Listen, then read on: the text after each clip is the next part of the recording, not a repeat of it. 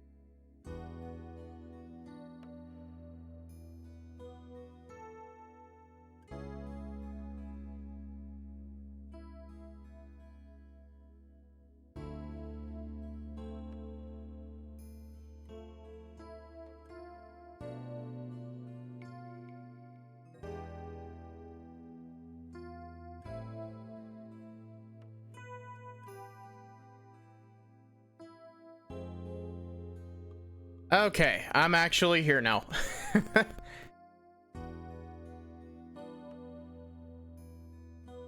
Cracking, you good?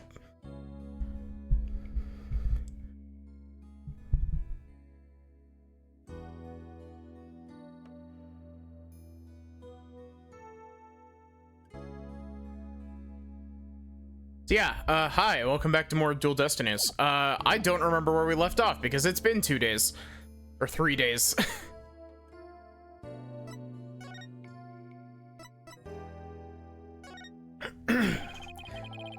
Who placed this in the Alderman's pocket?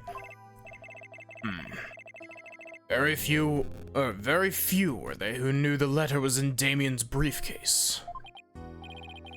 So, whoever knew about the blackmail letter being in the mayor's briefcase is a potential suspect in its theft and placement in the Alderman's pocket?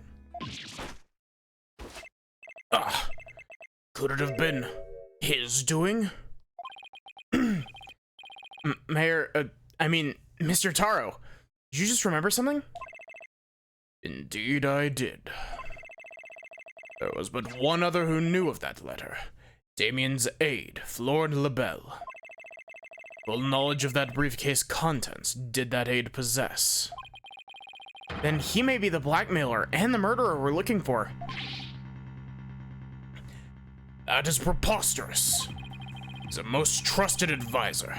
He would never betray Damien. It seems like Mayor Tenma's a bit too trusting of those around him. Still, this is huge. Now we know who might have slipped that blackmail letter in the Alderman's pocket. Look out, Florent Lebel.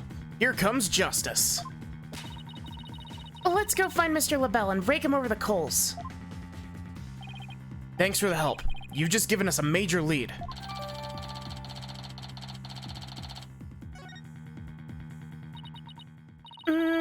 There's something that still bothers me.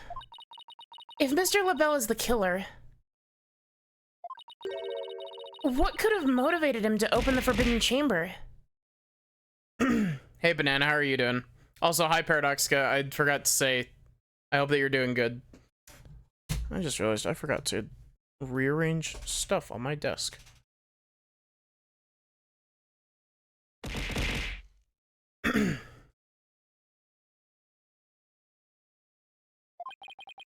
We should probably search it for clues. Only one problem. Maddie can't do my voice right now, fuck.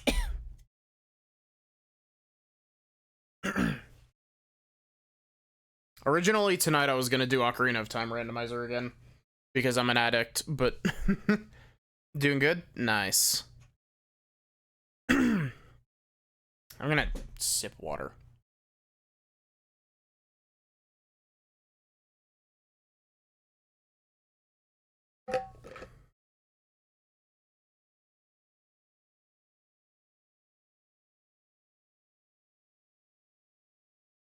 Chilling and looking forward to the weekend. Nice.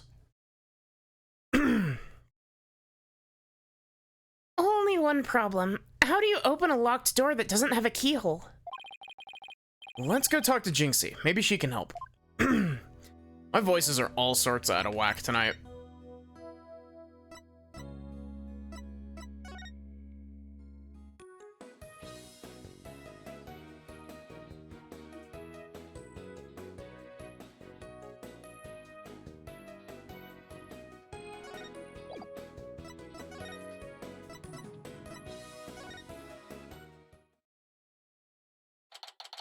Oh god, I just realized we're going to talk to Jinxie.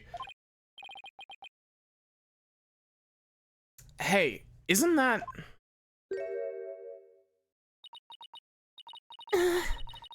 You dare imprison me? Jinxie? She's acting really strange. That loathsome no-good nine-tailed fox. Ye shall know the terror that is mine in despair. You shall pay. Oh, you shall pay dearly. All of you. Jinxie, are you alright? Oh, is that you, Mr. Demon Lawyer? I haven't been doing voice exercises, so... Morning, Jinxie. Morning. Isn't it already past noon?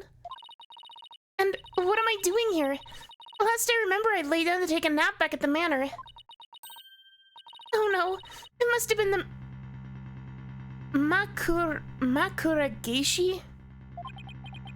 Makura Geishi? Ever wake after a restless night's sleep to find the ear pillow and it is in an unusual place? Ugh. I really should. Or that you've been sleeping on the floor in the hallway? Well, it's that yokai's fault. The Makura Geishi preys on people while they're asleep. Sounds like you just need to be tucked in really tight. Maybe a snug sleeping bag.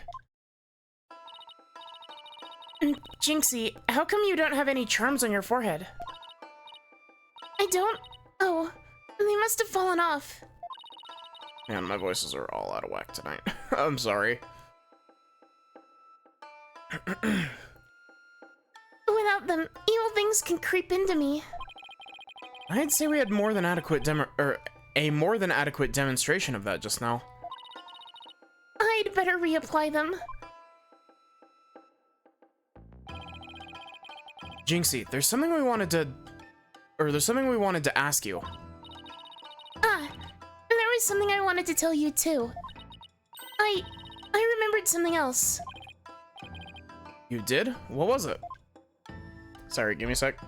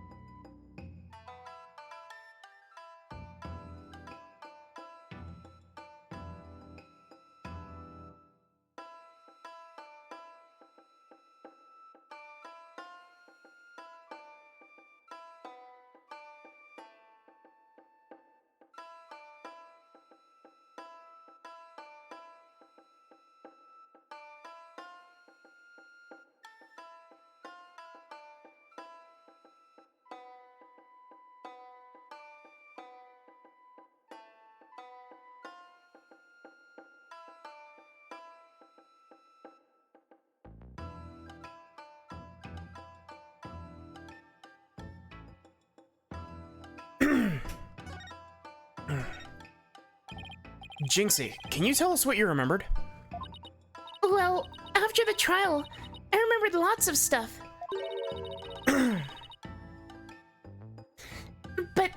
was one thing I thought was really weird. I'm almost afraid to ask, but here goes. Really? What? It's about the yokai feathers and tracks. They weren't there when I first opened the door. Wait, what? Are you sure? Uh-huh. My memory is crystal clear now. So you're saying they were left at the crime scene after you'd found it?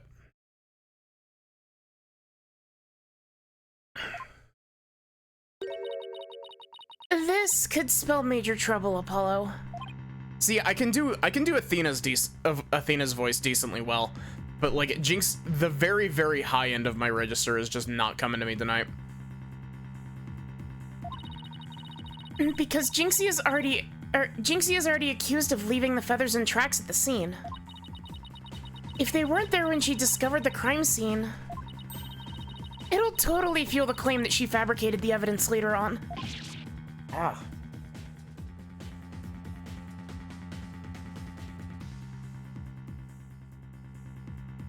You ever get like, this might sound really gross, but do you ever get like, when you tear up, and your tears like catch like sweat from your eyelids and it just hurts your eyes?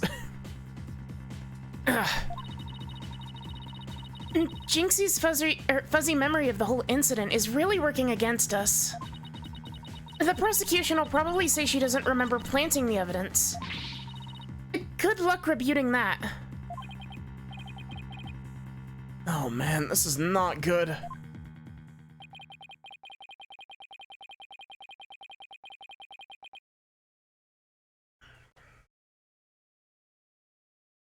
I sure hope she didn't plant the evidence while she was sleepwalking or something.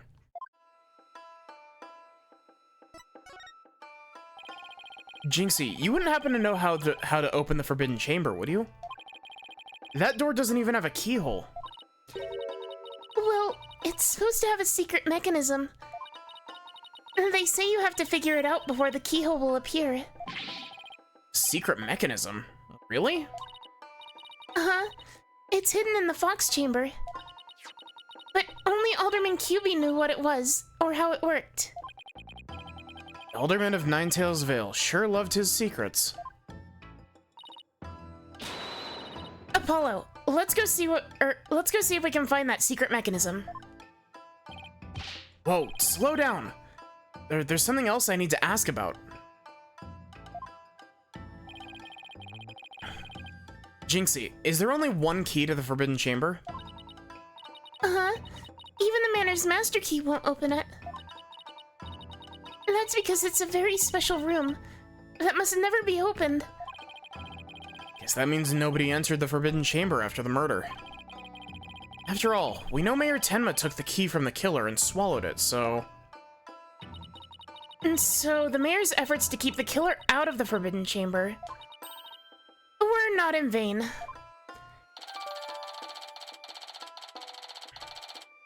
I forgot that Mr. Tenma swallowed this key. That's why.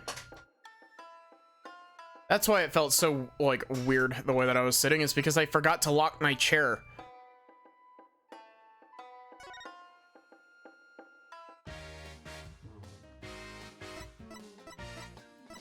I can't investigate here? Actually, that's something that I was noticing. You can't just investigate in random locations in this game. Which is kind of odd. I could have sworn that you could do that in the 3DS version of the game.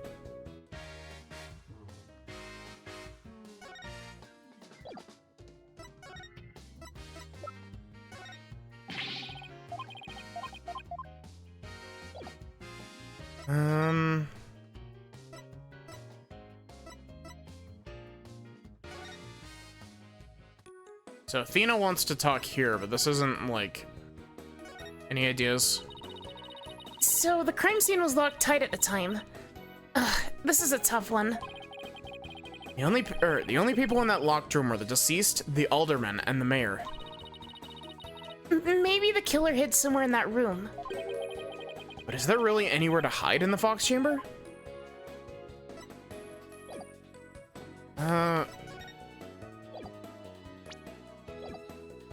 get something on my glass? Yeah, I got a whole bunch of crap on my glasses. How did I get rotated? When did I get rotated? Did I just get rotated?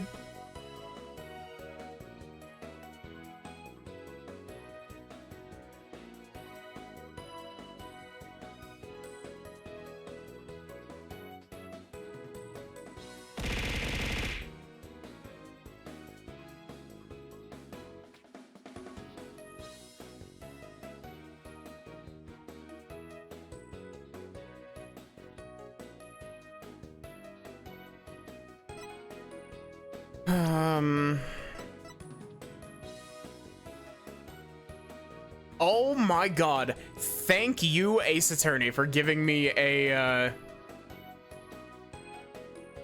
checklist that... I don't know if this was in the original, but this is helpful nonetheless.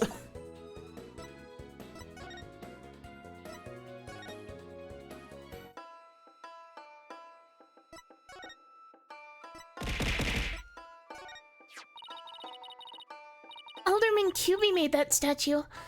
It's a token of goodwill. I think it was meant to be for Ninetales Vale in Tenma Town. A token of goodwill? But the two yokai are fighting. Fighting? Oh, I see what you mean. The cup portion is missing. Thank you for all the rain. And this statue originally depicted the two yokai holding up a cup in celebration. But it sure doesn't look that way now, does it? Maybe it broke when it was used to hit Mayor Tenma on the head. That would explain it. I guess the only two people who knew what it really looked like were the alderman and I. And now it's just me. But its symbol of goodwill will forever be etched in my mind. Man. I regret putting Jinxie's voice up so high. So is there anything else we should know about Jinxie? No, that's about it. My bracelet. It's reacting. Jinxie, you wouldn't happen to be... In justice we trust! Yikes! A ghost! Ugh. Detective Fulbright, what are you doing here? I have business with this young lady, if you must know. Prosecutor Blackwell has asked me to question her. Question me? Sorry, not interested. Are you here to ask about that whole yokai affair? That's right. Specifically, we want to ask... Ah, but I can't tell you that, now can I? Oh, come on, please. We're partners in justice, right? No. Prosecutor Blackwell specifically told me my questions were of the utmost justice. I will not fall for your lies. In justice we trust. Twisted Samurai sure has him on a short leash. So, you're not a ghost. Maybe some sort of urban troll then? Now come along, Miss Tenma. To the station with you. He took her away. It's my chance to see what she was lying about. Well, at least we found out there's a secret mechanism for opening the chamber. Let's go check it out. I just hope they let us in now.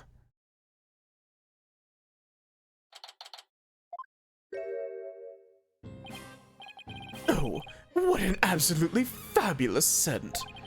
I'm so glad I had those carnations imported from England. Nothing but the finest will do. Your hair color's changed. Perhaps I should place one aside for our dearly departed alderman. Hey, it's Mr. LaBelle. Apollo, let's ask him about you-know-what. Oh yeah, before we search the Fox Chamber, we should ask about the black...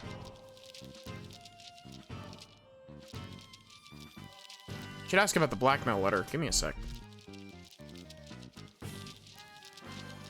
What's that? that a spider, or is that a really particularly large piece of dust?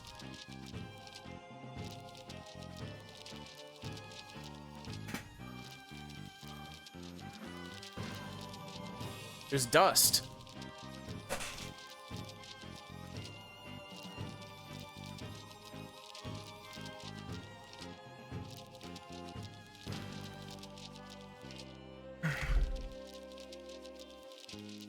I think Fulbright, like... I think Fulbright is the type to fold under, like, any sort of praise.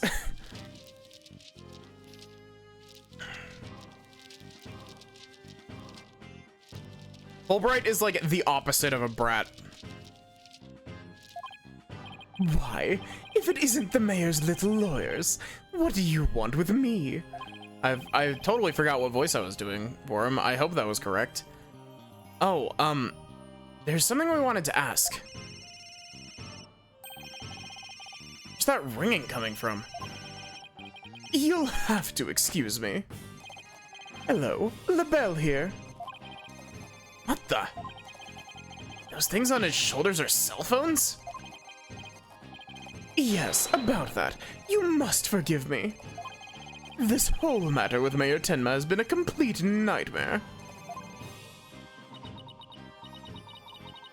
Where do you buy clothes like that?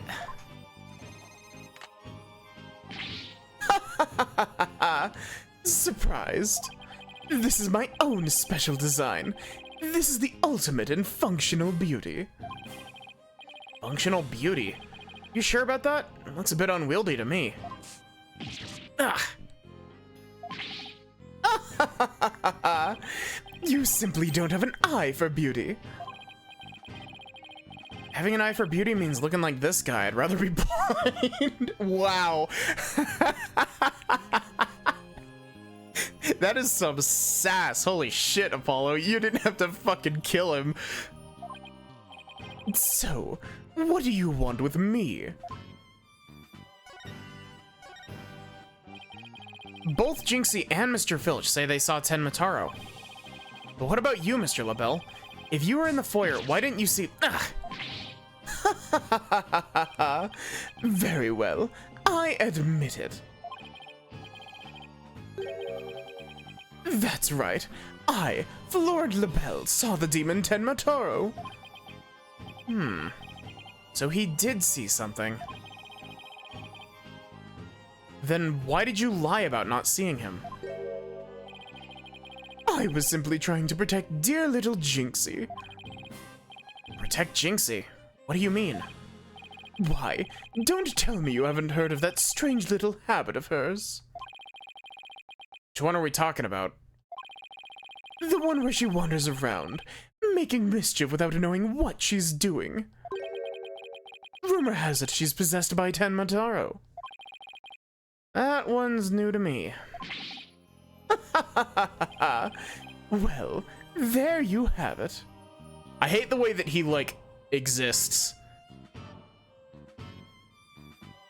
Like, weirdly enough, this guy feels like... this guy feels like a half step away from being, like, an offensive gay stereotype. And the funniest thing is that the gay stereotype that's already in an Ace Attorney game, the chef from Trials and Tribulations, I actually don't mind him all that much. But, like, this guy just, like, hurts.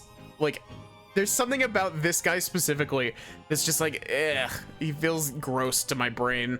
Like, he feels like he's trying to make fun of me. You know what I mean? I'm like, I want to say, like, you know, I'm not being like, oh, you know, don't dress like this or whatever, because, you know, people can dress however the fuck they want. But, like, this design just feels weirdly, like, charged, you know what I mean?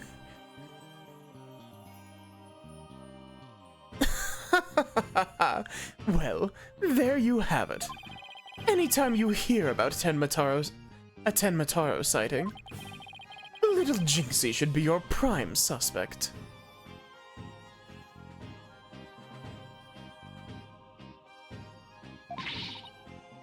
tell us more about that rumor.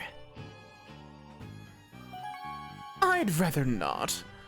I'd rather continue stroking my flower if you catch my drift. So, what was that rumor about Jinxie?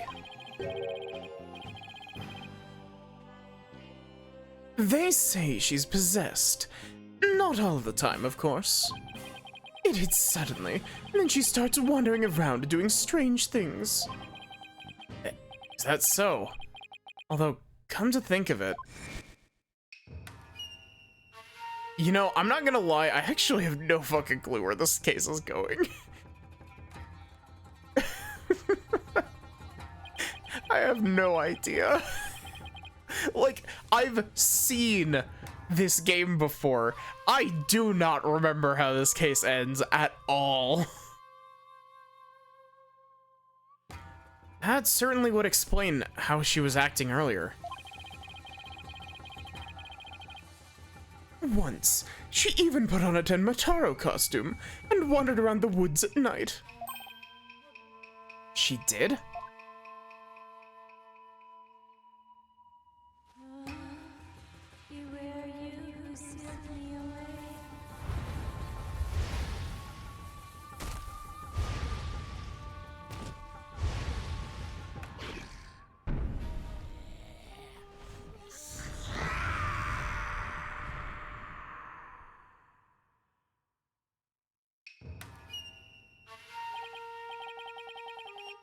Ugh. Wish I'd never asked. Does she remember anything while she's possessed? Unfortunately, no. She doesn't seem to remember a thing during these episodes. Memory loss during possession. Come to think of it, her memory of the murder scene was quite fuzzy. I suppose that too was caused by her possession. Ah, then maybe... So you do understand. That whole yokai business was entirely of her own making. Now wait a minute. Although, the yokai evidence wasn't there until after she discovered the crime scene. Did she leave those black feathers and strange tracks there herself?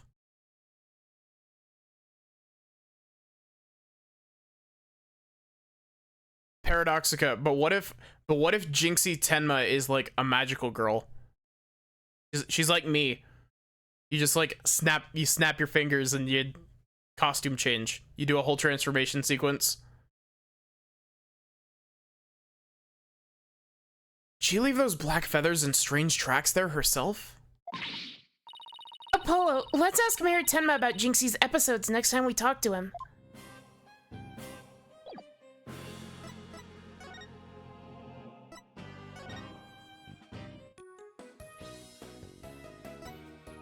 Apparently we're just not gonna talk to him right now. Oh wait, I need to present the What is that? It's the blackmail letter, but it wasn't sent to Alderman QB. It was sent to Mayor Tenma. And... your point being...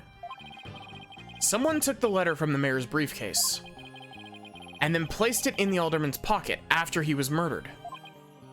Oh, you don't say. Go gadget demon form. You wouldn't happen to be the one who made the switch, would you? After all, you're the only one who knew that the blackmail letter was in his briefcase. So naturally you...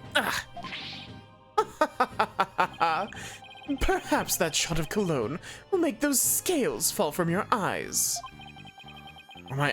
Or my eyes fall from their sockets. Is it possible that you would like to frame me as a potential suspect? What would make you raise such an outrageous allegation in the first place? Oh, well... My only crime is being born as beautiful as you see here. In other words, you have nothing. Now, let me show you what to do with this garbage. Ah, you can't destroy evidence like that. What do you mean I can't? I just did. Feel a little lighter now. You've just won a one-way trip to the top of my most annoying people ever list, buddy. Are we done with your silly questions now? I'm a very busy man, you know. Guess that's it for now. Hello, LaBelle speaking. Really? You wish to carry my new product at your store? Oh, but I'm afraid it's my own private brand. It's not available to the public. What? Then I shouldn't advertise it on TV.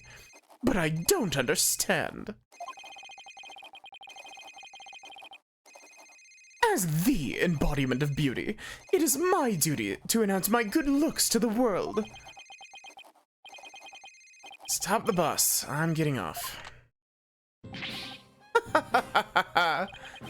Everyone wants my exclusive Je suis LaBelle brand products. I think I pronounced that right. Je suis. It's the crown jewel of my collection, born of my long, relentless pursuit of beauty. But now it's become so popular, it's been an absolute nightmare. You don't say. Well, they can't have it. It's just for me. It's not meant for you peasants. I probably peaked my mic with the P in peasants. Peasants? This is my latest product. I'm calling it Couleur Mi Belle.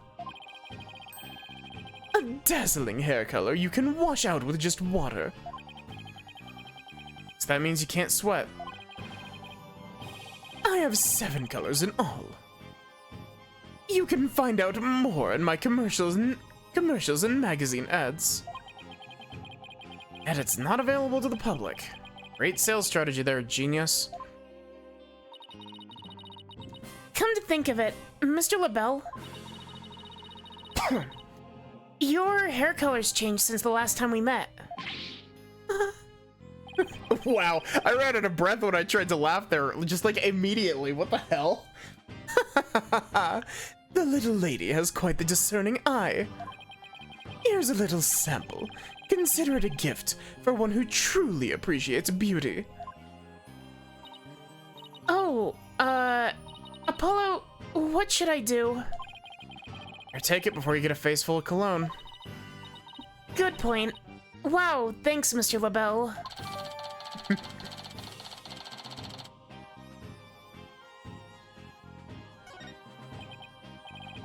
Okay, let's head over to the Fox Chamber. We've still got to find the secret mechanism for opening the Forbidden Chamber.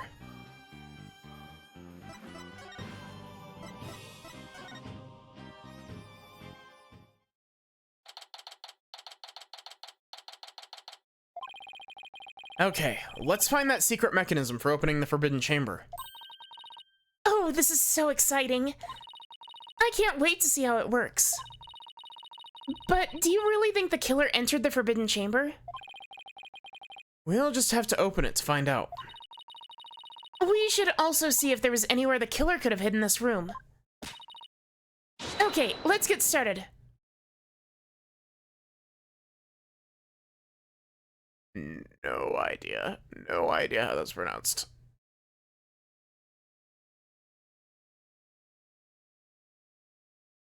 Is it appurate? I don't remember how accent mark to use are pronounced.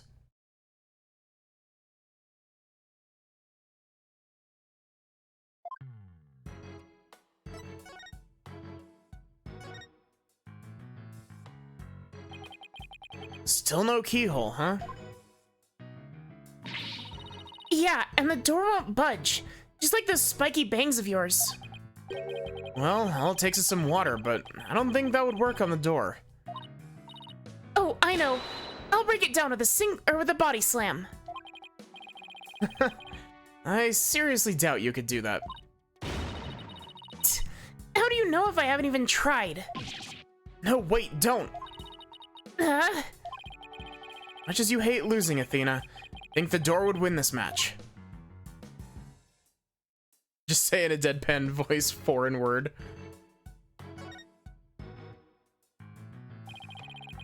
Here's a carving of the nine-tailed fox over the door, and statues of him at either side. Those are not nine-tailed foxes on either side. Those are one-tailed foxes. The way those two foxes are glaring, it's like they're guarding the door from us. Come to think of it, there are two foxes on the folding screen as well. It can't be a coincidence, can it? Hey, the statue moves. Don't get carried away now. I mean, who knows? Might trigger a trap. I can handle it. If a spear comes shooting my way, I'll snatch it out of the air. After all, I have the reflexes of a regular karate kid. I guess if you can catch something that fast out of midair, you can accomplish anything. She took a level in Monk. Still. There might be something in the fact that we can use, to the fact that these There might be something to the fact that these fox statues rotate. Maybe there's something around here that shows the position they should be in.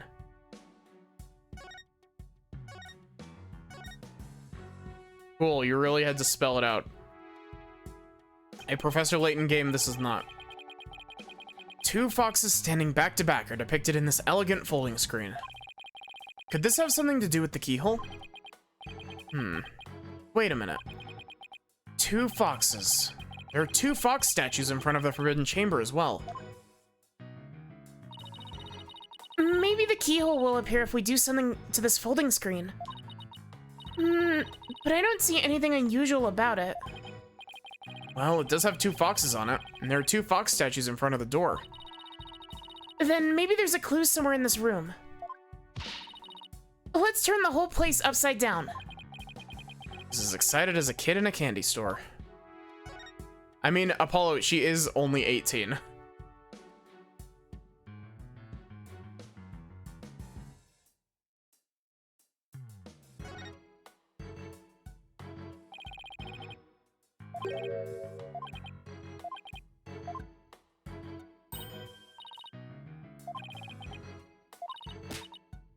Is this just the same dialogue? Still.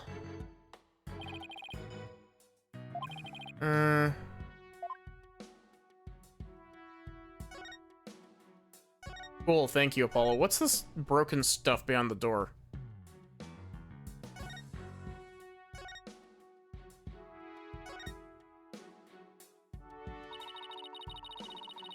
I just remembered this mystery novel I once read.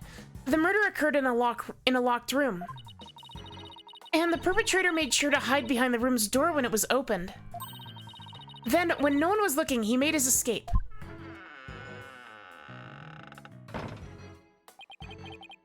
Clever trick, but it would have been impossible in this case. See this broken Tanuki statue here? Door must have banged into it when it was opened. Oh, I get it. The killer couldn't have been there because of the statue.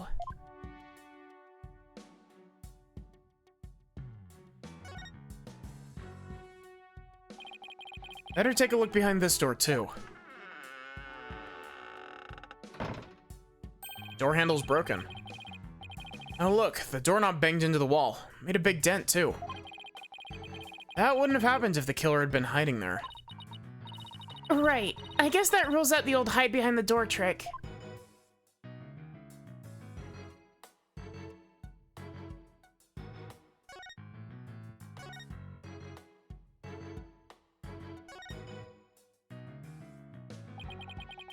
There's a cliff outside this window. Makes it pretty impossible to get out this way. When I hear things like that, it makes me want to try. Never say never, right? I bet I could get out this way. Ugh. No, wait. Do you have a death wish or something?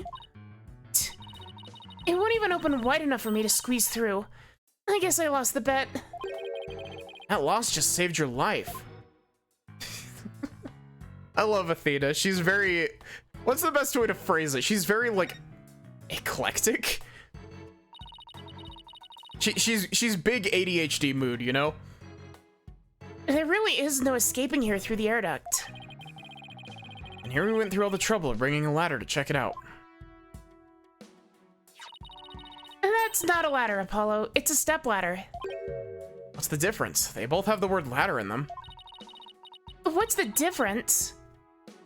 Stepladder conversation. Oh, I know. Let's play rock, paper, scissors to decide who's right. You could just get out the window. You just fall down a cliff. Yeah, exactly. Athena's definitely an adrenaline junkie. Yeah, I think genuinely with a little bit of like later game knowledge, I feel like Athena is very I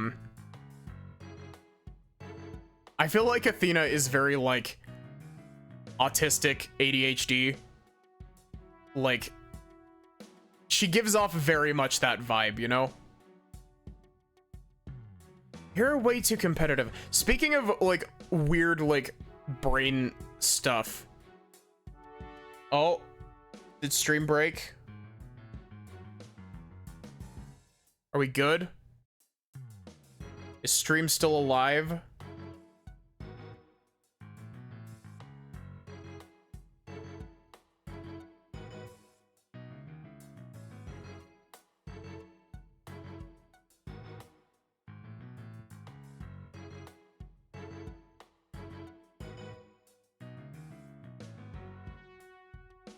Stream.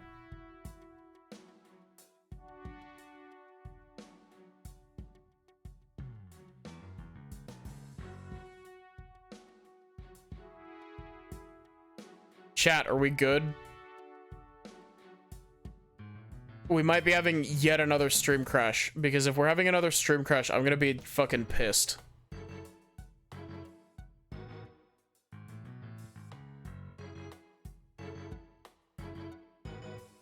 Stream's good. My bitrate on OBS is dropping like rapidly, and I keep getting buffering issues on my readout. Oh, there we go. It's back. It's back. Cool. We're back in green. Back in the green. False alarm. But my sister and I, younger sister, well, I say that like I need to specify. I only have one sister. We're having a conversation yesterday about like weird like connections that our brains make with stuff, like our is in like mine and hers. And we were talking, and she was just like, this is gonna make me sound like I'm absolutely crazy, but Thursday, the month of September, and the number 25 give the same vibes to my brain. And so we had this whole conversation with like both of our parents in the room, and our parents were like, what the fuck are you two talking about? And I'm just like, yeah, I understand. Like, you know, they have roughly the same vibe in my brain. And she was just like, it was something along the lines of it progressed to the point of trying to do some sort of math with it, and it was just like it's just like Thursday times September equals 25 or some shit, and it was really funny. It was really funny, but like I also vibed with it. Like, you know, I could make sense of it kind of, but I can't explain it to make other people understand. And it was also another thing of like, you know, talking about like, you know, sometimes we like just assign colors to like random like sensory things. Like, I'm trying to remember the example, but it was like we're eating out because we were eating out for my birthday, and we were having this whole conversation about like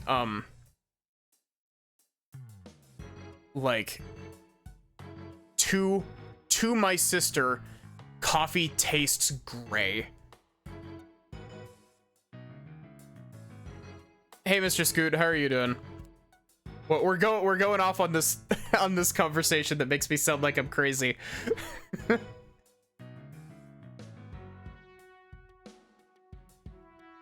yeah, my sister was like, to me, like, the smell of coffee and like the taste of coffee are like the color gray, and I was like, okay.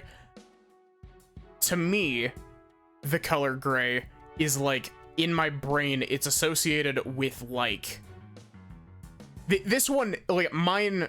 I personally think that mine makes more sense from like, I can actually explain the logic of mine, whereas hers is just like a random ass color connection.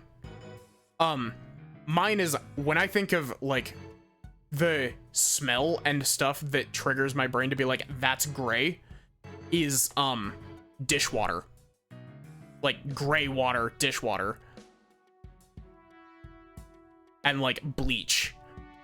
But yeah, I don't know. The weird conversation we had, I felt like sharing.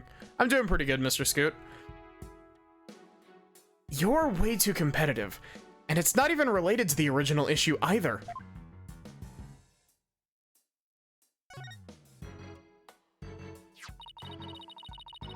This statue originally depicted the two yokai holding up a cup in a gesture of goodwill. Maybe Alderman QB was planning on smoothing things over with Tenma Town. But he was murdered instead. By somebody who intervened. Mayor was only pursuing the municipal merger because he'd been blackmailed. Who knows? If this murder hadn't occurred, maybe they could have come up with a solution.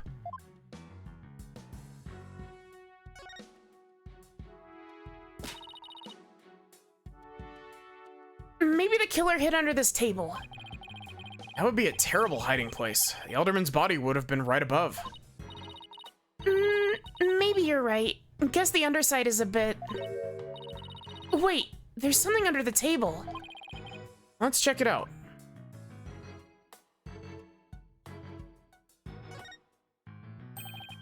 Hey, look. Something down there. It looks like a piece of something. Only question is a piece of what? Oh, I know. It might be a piece of the statue. Remember what Jinxie said?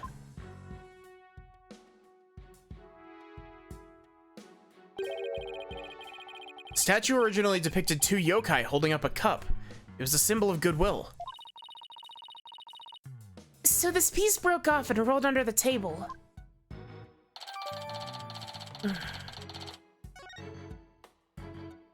Athena's voice has just gone up because her voice was much lower than much lower in the previous parts. Well, I can't think of anywhere else to look. You find anything, Apollo? We'll never find the keyhole to the Forbidden Chamber at this rate. There's something about that folding screen. You know how those fox statues in front of the Forbidden Chamber move? That screen might be a clue as to how we're supposed to position them or something. Hey, I bet you're right. Let's go over that screen with a fine-toothed comb.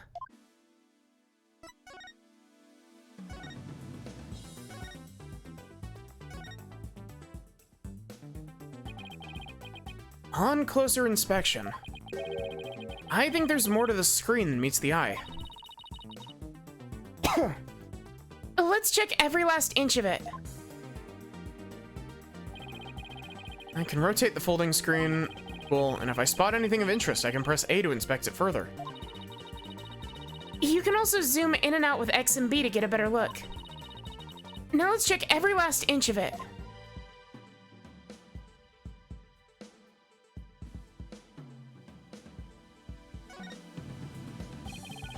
It's a picture of a key.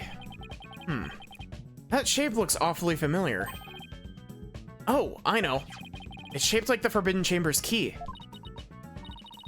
We're definitely getting warmer. Okay, let's take an even closer look.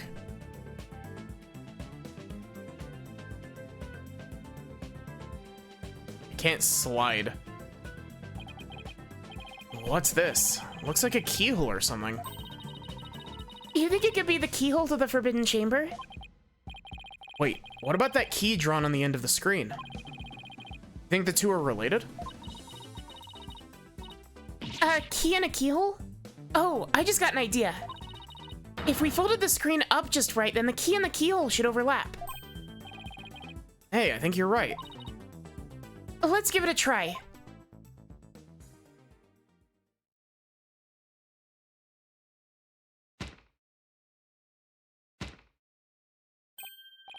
Look, a door. Yeah, and it's open too. Two foxes are now facing each other, so... Hey, what if we made those fox statues face each other? Apollo and Athena over here doing an escape room. Apollo, let's go check out the two statues. Okay, help me move the two statues so they face each other, just like on the screen.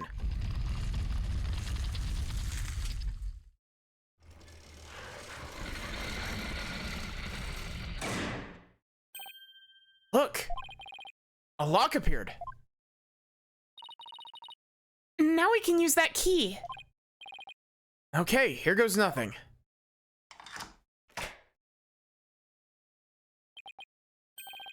It worked! Time to see why this chamber is so forbidden. What secrets could it hold, I wonder?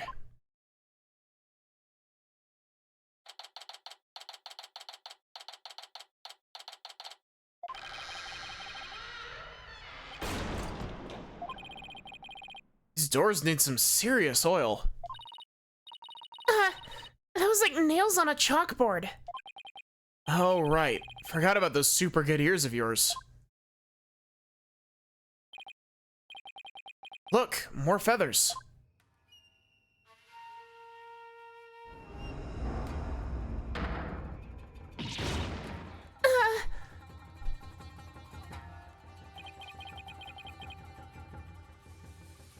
Yeah.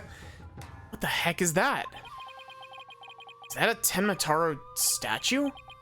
But there's something odd about it. All I know is that I don't like it. But I can't explain why. You okay, Athena? You look kind of pale. You're not scared, are you? What, of this thing? Don't make me laugh. Really? Hey, look. What? What is it? Over there on the left. There's a bunch of staves on that rack. Look kind of like the staff we saw earlier. You mean the one Jinxie said she saw Tenmataro carrying? Hey, Lobster, how are you doing? Yeah, I bet our Tenmataro impersonator really did come here at some point. Well, what are we waiting for? Let's search the place. Doing okay? Nice.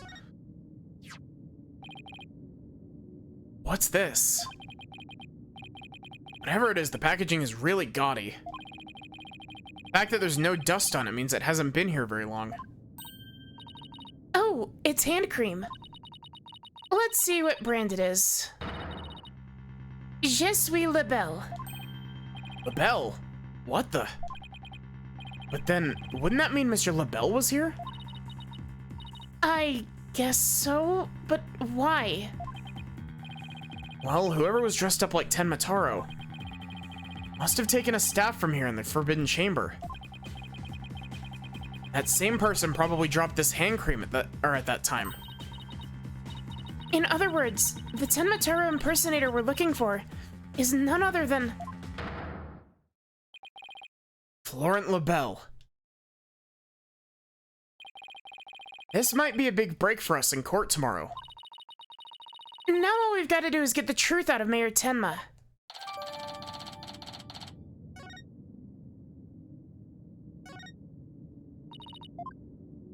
Wait, what did that say? Apollo, I think you're just wasting your time there. Black feathers. They look exactly like the ones in the Fox Chamber.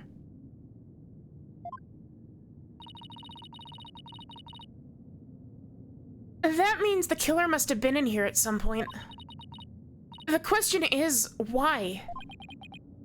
Maybe the Tenmataro costume was hidden in here. I mean, if someone carried it through the manor, it would have stuck out like a sore thumb. But when did the killer get in here?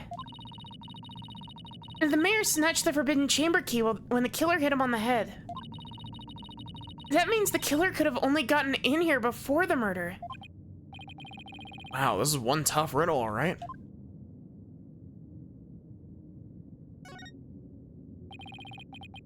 Stone lantern. I like those Japanese garden lamps. Where's the switch? Lamps like these are lit by fire, not electricity, so there's no switch. Oh, here it is. What? It was hidden out of sight. I see Tenmataro's cell has been outfitted with all the amenities a yokai could want.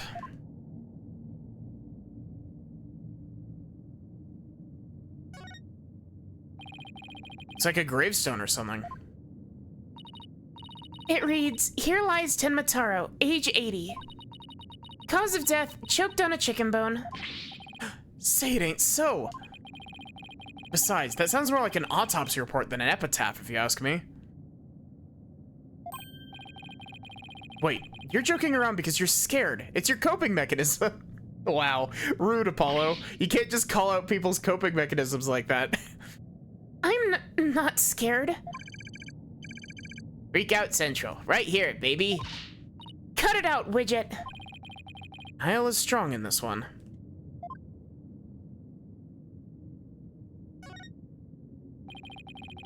It's like an old scroll. There's something drawn on it.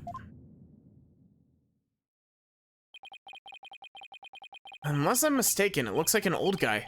Some sort of monk, maybe? Thank you for the hydrate, lobster.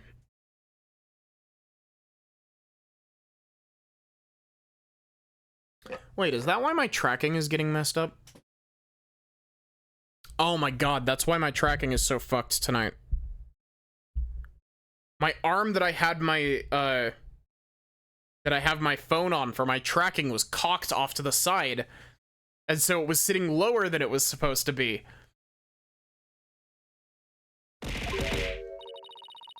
Thank you for the rain, banana. Monk, what are you talking about? You know, people that take walks in the mountains as a form of spiritual training. Wouldn't that just be a hiker? Guy in this picture doesn't look like he's doing this for fun, Athena.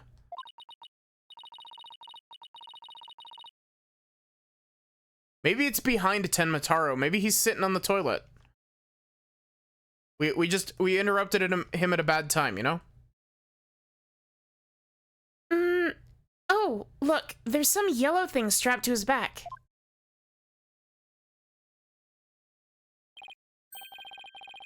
Whoa, it's turning into Tenmataro. What is this scroll getting at? Is this how Tenmataro was born? Well, whatever it is, it's definitely creepy. Whoa, that's one big statue. Must be something like 15 feet tall. And look, this Tenmataro has a staff. But the Tenmataro in the scroll didn't have one. I wonder why. I feel like this could be significant, but why? Let's take a closer look. First, to go around this table here. Apollo, are you sure that's a good idea? Hey, it looks like there's some sort of compartment in the base of the statue. Don't open it. Who knows what might be in there? It's just a big empty compartment. And from all the dust and cobwebs, I'd say it hasn't been opened in a really long time. That's enough, Apollo. Let's shut it and... Wait, there is something in here. Oh god, it's centipedes, ugh. Looks like some kind of figure. It It's so dusty I can't tell what it's supposed to be. I wonder what it's doing here. Why does this feel like it's taken a right turn into not Ace Attorney? You know what I mean? Like, this feels like it's taken a right turn into, like, JRPG territory.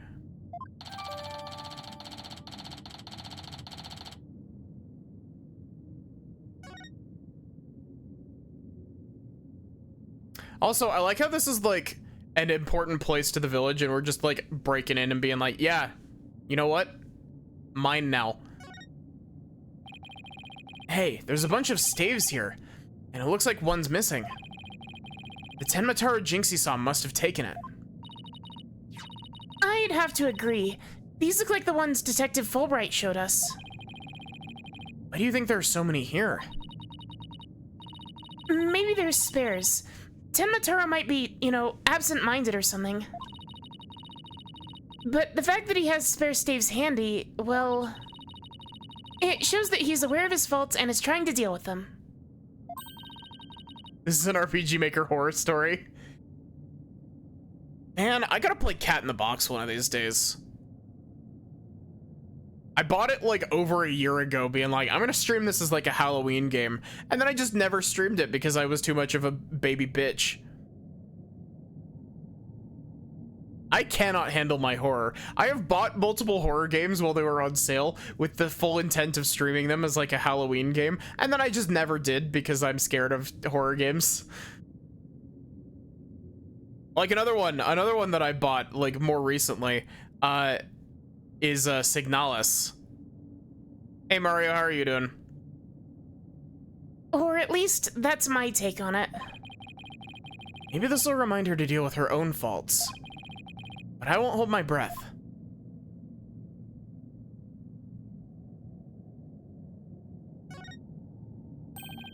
Oh look, there's an air vent here too. I guess even forbidden chambers need proper ventilation. I don't think anyone could reach this one either. Yeah, and there's nothing to stand on around here. I wonder where this vent leads. Did you stream it? Nice. Well, the Fox Chambers vent didn't branch this way, so... Maybe it doesn't have anything to do with this case after all. I guess that about wraps it up. What now? We should probably talk to some of the witnesses again. Well, here's the thing with my, like, stance on horror. Horror tends to have really, really good stories. But, like, I like slow build horror. I do not like jump scares.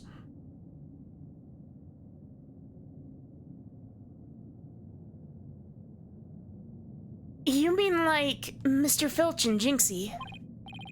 Yeah, I really want to ask Mr. Filch about the village superstitions in Tenmataro.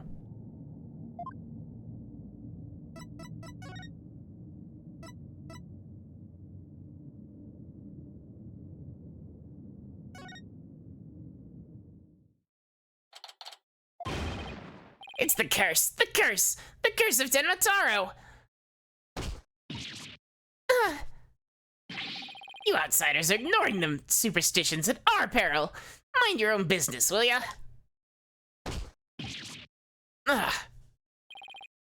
Ouch. What's all this about a curse?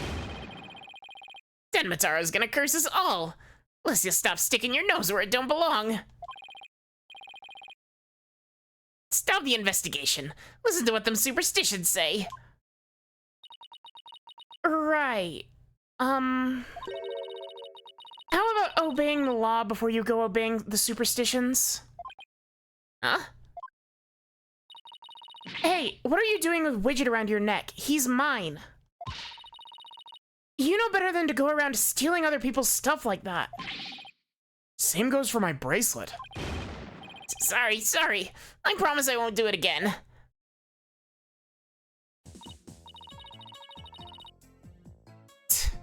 He almost kidnapped my sweet little Widget. The big jerk. I'm sorry.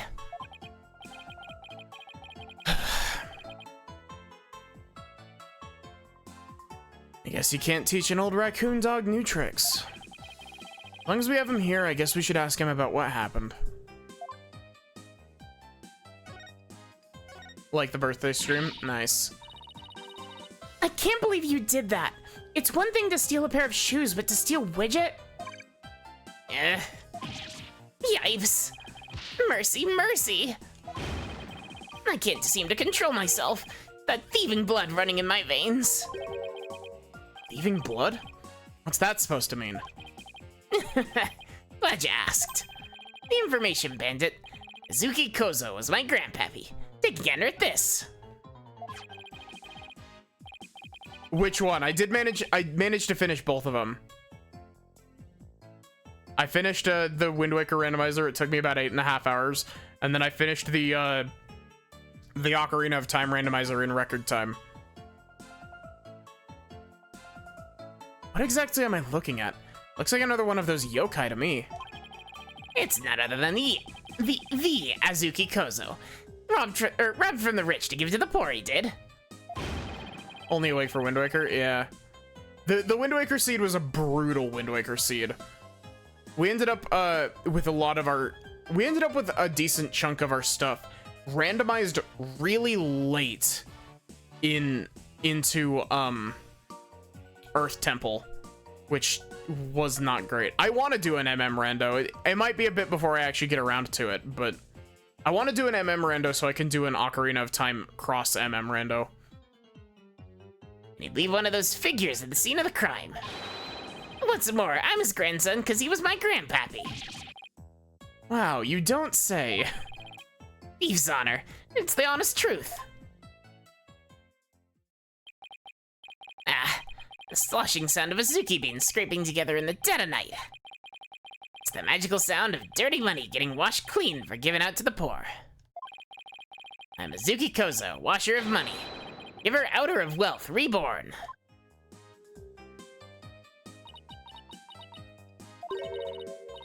Forget the money. You should be washing yourself of this nasty habit. Wait a second. This figure looks familiar. Yes, it looks just like that old Dusty figure we found in the Forbidden Chamber.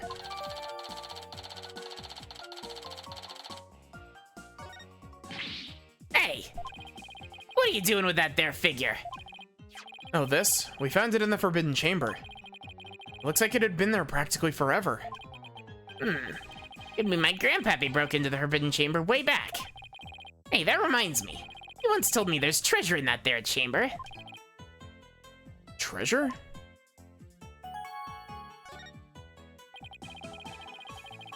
What do you know about the treasure in the Forbidden Chamber? Only that it's the greatest get-rich-quick chance in the universe. Grandpappy told me all about it. So there's an amazing treasure in there. This is just literally devolved into the Winston Payne voice. There's something amazing in there. Didn't see anything like that, though. Your grandfather didn't by chance already steal it, did he? Seeing how there was one of his figures in there, that just might be. That's grandpappy for you. Bet he washed that treasure up real good before handing it out to the poor. Oh, of course, because he was so righteous.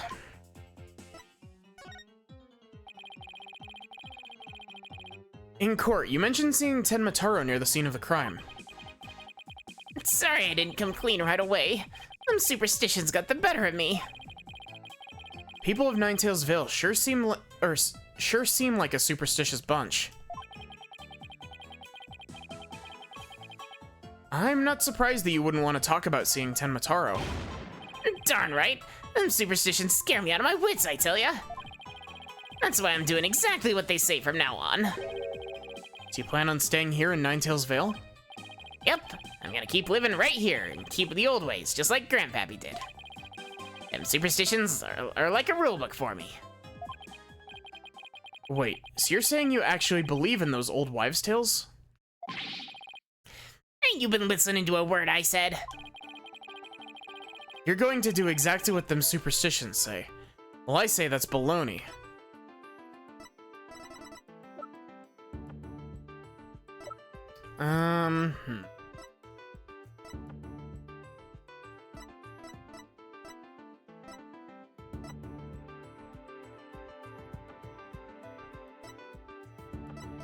Is that literally just this? The picture?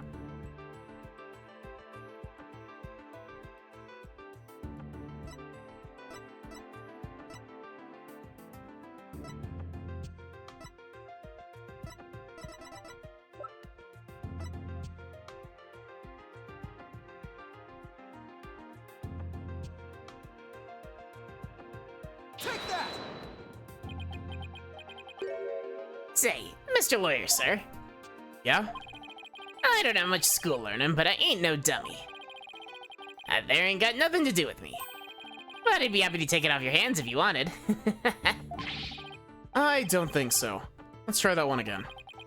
Heard every word of what you had to say, but I don't believe them for a second. You're going to do... Okay, what? Going to do exactly what them superstitions say. Well, I say that's baloney.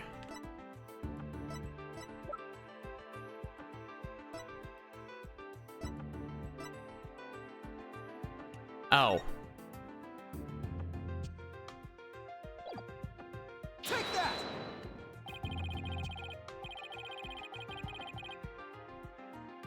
It's clearly written right here. Ignoring the superstitions will cost you your soul. There is, however, one way to save it. Your immediate departure from the village. Ah, So according to this, you shouldn't even be here, let alone talking with us. You said you plan on staying right here in Ninetales Vale. But if you really believe the superstitions, you would have been long gone by now. ah. I know you've been lying to me. Time to come clean, Mr. Filch. Yipes.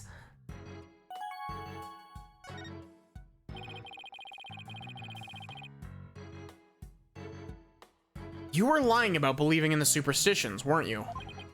Yeah, the Lobster, the Wind Waker randomizer was good, but it was a rough seed. We came within inches of a 100% randomizer seed. We had 14 checks total left at the end. Like, we came close to 100% checks in terms of like all of the stuff that was checked. Or all of the stuff that was randomized, I guess. Because it wasn't actually 100% checks, but it was 100% of important checks, I should say. How was Ocarina of Time? Ocarina of Time went pretty well. I think the Ocarina of Time one we did the fastest I've ever done an Ocarina of Time. Hey, Not, how are you doing?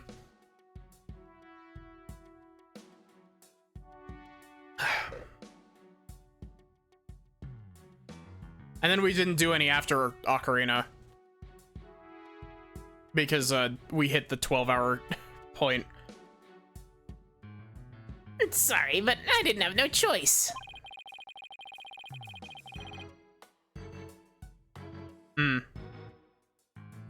Speaking of speedruns, I gotta get back on the Celeste speedrun grind. But at the same time, like, part of the issue is that I need to sit down and learn the new routes for rooms. Because there are, like, most of my stuff is just, like, kind of freestyling through the rooms, like, fastest way that I'm aware of to get through the rooms. But I'm sure that there are faster ways that I just don't know about that I need to actually, like, look at and learn.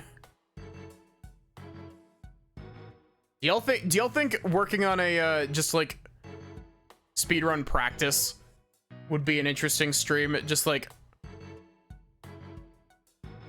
40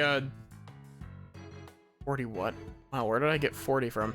Just like 3.5 to 4 hours of me practicing individual rooms. So what was the real reason why you couldn't talk about seeing Tenmataro? It's all that pretty boy's fault. Mr. LaBelle, if you know what I mean. He told me not to say a word about seeing Tenmataro.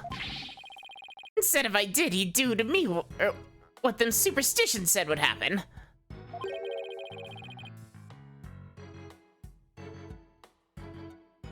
technically speaking, Mario, in vanilla Ocarina of Time, if you're talking about randomizer and like doing it the intended way,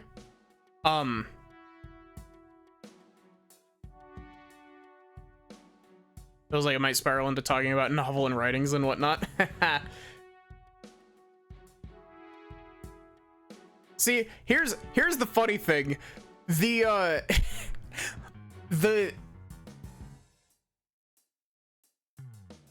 oh, you're thinking of dot skip?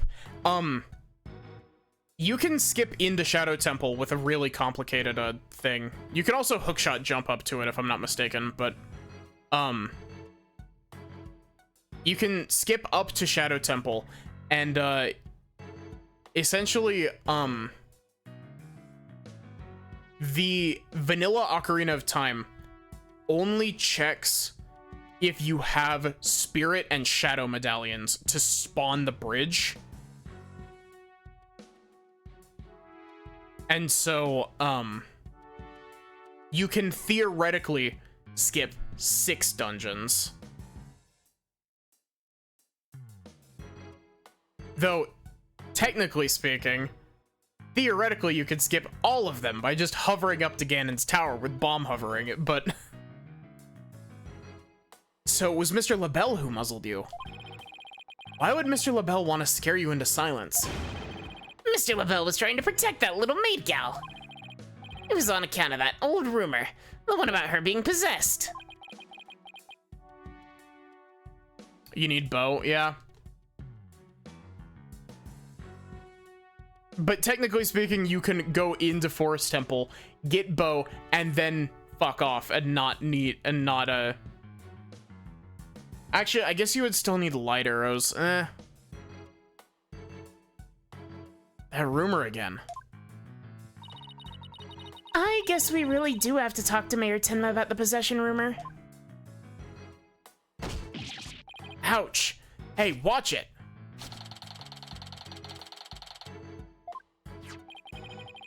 I'll be taking this back now. Kinda like family to me. Could have just asked instead of stealing it. Was that all we needed to ask, Mr. Filch? Yeah, I think that was it. Let's go see Mr. Tenmataro one more time. Just thinking about dealing with that yokai again makes me want to say pass. Yeah, I gotta say, it's really odd because, like, as much as I do love playing these games on stream, my kind of perspective on them has shifted in the, like, last little bit. Because I can't have random ass conversations about shit without the pace of the stream coming to a screeching halt. And so, like, I still really enjoy doing the voices for these, but it's one of those things of, like, I've, over the last little bit, like, I don't know, like 3 months maybe, I've been opening up more and more and just talking about random shit on stream. And it's made me realize, like, man, I enjoy just hanging out and talking with y'all. But at the same time, like, I used to really like the visual novels and stuff because they helped me keep continuous, like, noise coming out of my mouth. But now I realize, like, oh, you know, I don't actually need continuous noise coming out of my mouth. I just need, like, a conversation. Like, you know, just have a conversation with chat, you know? I don't know.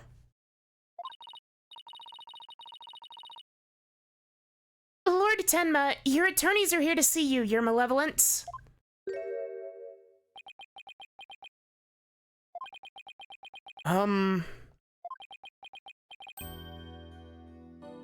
Why are you speaking like that? Oh, Mayor Tenma, you've returned. Yes, well, Jinxie came by earlier to apply a new charm to my head. Seems to be suppressing the demon within me. That's a relief. Maybe we'll actually get somewhere this time. So, what can I do for you today? Yeah, just... You're fine, Mario, just, don't... Like... Some words are fine, like normal swear words are fine. Just don't be, like, excessive, you know? I know that I swear a lot, but, like, keep a chat... Like, you can swear in chat. I'm not gonna, like, be like, no swearing. But, you know, keep it reasonable. Yeah. Like, just don't send a message that's just like 25 bucks. You're allowed to give fucks, but you're not allowed to give too many fucks, you know? We'd like to ask about the rumor that Jinxie is possessed. She allegedly left the yokai evidence at the scene while under a demon's power. 25x fuck. At least, that's what the prosecution is going to claim at tomorrow's trial.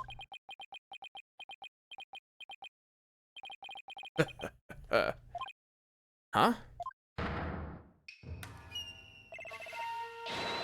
Caw. No match is this warding charm for me. The charm. Tenmataro's back. Those foolish mortals. Like, as a channel point thing, I don't know. It's a holdover from, like, forever ago. I run ads to keep pre-roll ads off, but I never remember to actually do it. Because they're annoying, but pre-roll ads are like the #1 reason why people click out of stream immediately, is Twitch is just like, hey, here, you just clicked on this new stream, have a million ads, and it's a pain in the ass. Those foolish mortals. They shall regret blaming that child for my doings. I blew it. That question brought that yokai back. And he probably won't drop the act until Jinxie's name is cleared either. We'd like to ask you about something your aide, Florent LaBelle, mentioned. Did you know Jinxie is rumored to be possessed?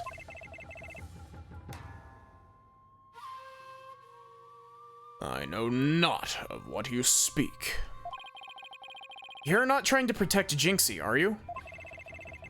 I, Tenmataro, Demon Lord of the Yokai, protect a mere mortal. Caw. No affections do I possess for your race of humans. Please, we already proved there was a third party disguised as a yokai at the scene. But if you deny that tomorrow, we'll never be able to clear Mayor Tenma's name. But I've already told you. I know not of what you speak. I don't think we'll get anything more out of him. It's all over unless we can somehow prove that Jinxie didn't plant the yokai evidence. Hey, Apollo, I think I've got this one. I think I can prove that she didn't do it. Wow, I just had the weirdest thought. Why does like... Okay, zoomed in, it looks slightly better, but the whites of Athena's eyes looked like they were the same tone as her skin from a distance. I don't know why. Really? Sure. I should be able to use psychology to explain that whole possession thing. Knock yourself out then. Wow, Athena's really something. I can really count on her when it counts.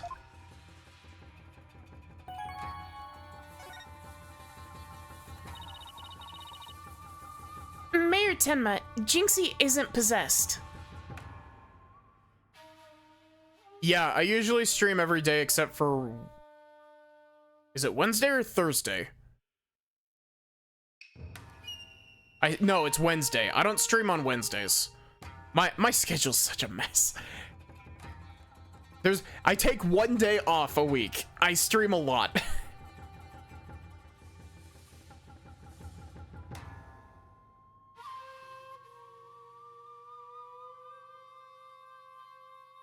Mayor Tenma, Jinxie isn't possessed. I believe her so-called possession episodes are a form of somnambulism.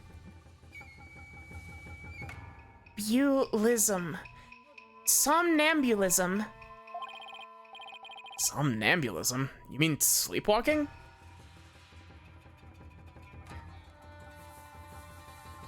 Why is chat delayed? It's probably because we had weird connection issues earlier. But also, it's delayed from showing up on the top because I've gotten hate messages in chat, and it gives me a chance to delete people's messages before. Remember to watch out for burnout. Yeah, don't worry. I am fully aware of my limits when it comes to burnout, and I take breaks. Like, my one, like, sometimes one day a week, or one day off a week isn't enough, and sometimes I will take extra days.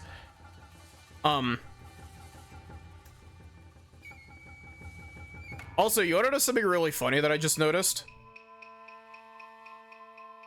My schedule on this screen is actually still pretty accurate for the second half of the week. Even though it's labeled as July 6th, or 25th, 26th, and 27th, it's still accurate, kind of. What, burnout? Burnout is in, like, man, what's the right... How do you explain burnout? It's kind of like, when you kind of get, like, stuck in a rut, I guess. Or, like, you stop... Sometimes when you overdo something that you like, you can, like, burn yourself out on it, and it can make you sick of doing it, even if it's something that you really enjoy. Yeah, burnout blows.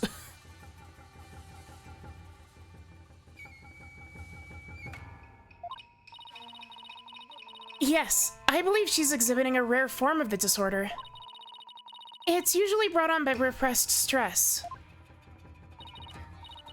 Mr. Mayor, didn't her symptoms start soon after she began her job in Ninetales Vale?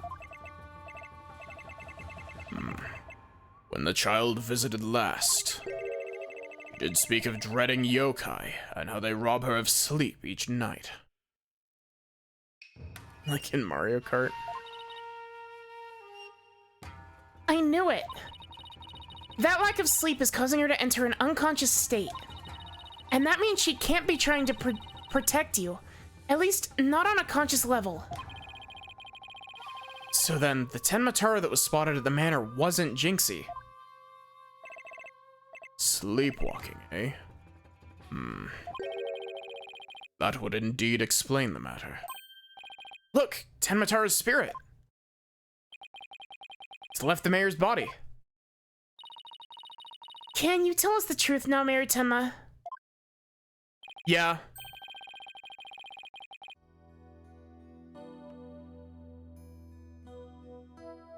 I understand what you mean, Mario. It's kind of like that, but like not really. But I don't have a better way to explain it other than just kind of getting sick of something that you otherwise would really enjoy. Very well. It's the least I could do for a superb exorcist such as you.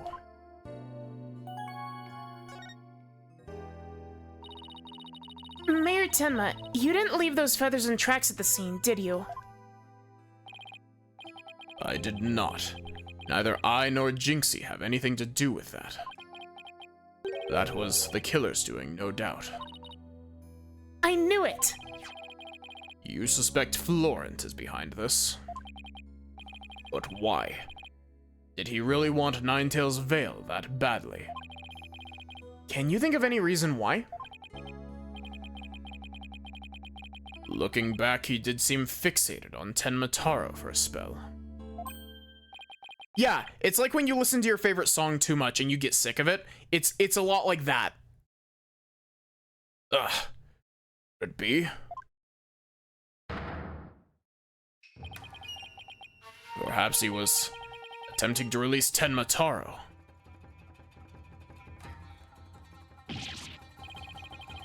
That's crazy. You saying that yokai is real? Whatever the case. Play Treasure of the Rudras? How? Okay. Lobster, I need to ask you, how long of a game is Treasure of the Rudras? And like, what kind of game is it? Because you said that it's a JRPG, but JRPG also can mean a whole bunch of different things. Like, is it a turn-based combat system, or is it an ATB, or...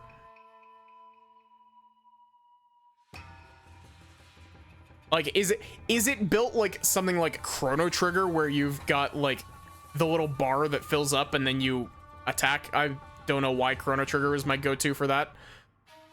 Final Fantasy VI, I guess. Or is it something just like, you know, turn-based? Whatever the case, Tenmataro brings nothing but pain and misfortune. Miitopia would be a fun stream at some point. As the superstitious warn, you must not gaze upon him, or free him from his prison. But how can people actually believe that? Well, at least we know who's behind this whole Tenmataro thing now. Yeah, and I think we need to have another nice long chat with Mr. LaBelle. Your dinner is ready, your malevolence. Ah, an offering to the Demon King. You may place it right there. Kitchen crew poured their heart and soul into making it. Did they now? Souls happen to be a favorite of mine. Just hold the hearts next time. Caw, caw, caw, caw. Yes, your malevolence. I'll remember that. How long is he planning to keep up this yokai charade? Well, we've already talked to Mr. Filch and Mayor Tenma, so... Why don't we go see Florent LaBelle next, now that we know the truth? He won't be able to claim that Tenmataro was Jinxie or the mayor anymore. But the real question is, how are we going to get him to admit it was him?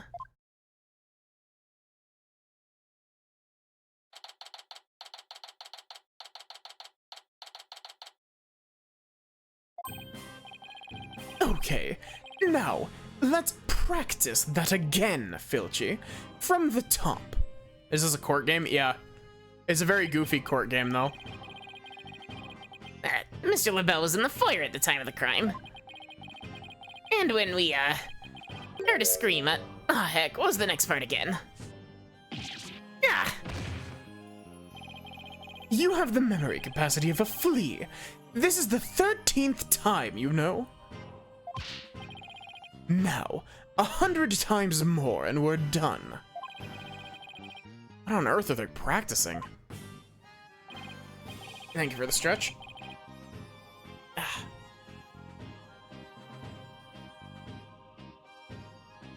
Did he say 30th and I read it as 13th? Yeah, he did say 30th and I read it as 13th. Whoops. I ain't cut out for this. Whoopsie daisy. Oh. Oh, begging your pardon, Mr. LaBelle, sir. It's just all this practice. Yikes. Unbelievable. What if you had sullied my outfit with those grubby paws of yours? Filch LaBelle's wallet just now? So, what do you think they're up to this time, Apollo? I've played Pikmin, actually. You can find it on my VODs channel if you want. !socials. If you want to check out the VODs channel. I've played Pikmin 1. I've gotten to the credits of Pikmin 2. I haven't 100%ed Pikmin 2. And I would like to play Pikmin 3, and I'd like to go back to Pikmin 2 eventually, but... Oh, it's you two. Eavesdropping, are we? Pfft, you peasants are so tacky. Well, what do you want with me?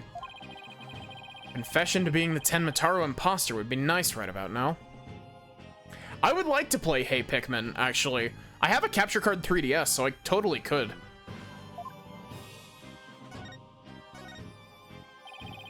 Mr. Filch filled me on a conversation you two had. And it's about how you told him not to say a word about seeing Tenmataro. Filchy, you fool! I told you nothing good would come of you running your mouth. Yeah, I'm on YouTube. It's just Maddie the Magical Girl is one word. So why did you want to keep Mr. Filch quiet like that, Mr. LaBelle? Why? To protect darling little Jinxie, of course. But Jinxie was never really possessed. She was sleepwalking. Being asleep at the time, so she couldn't have been consciously trying to protect the mayor. That also means she couldn't have possibly been Tenmataro. Interesting. But where are you going with this?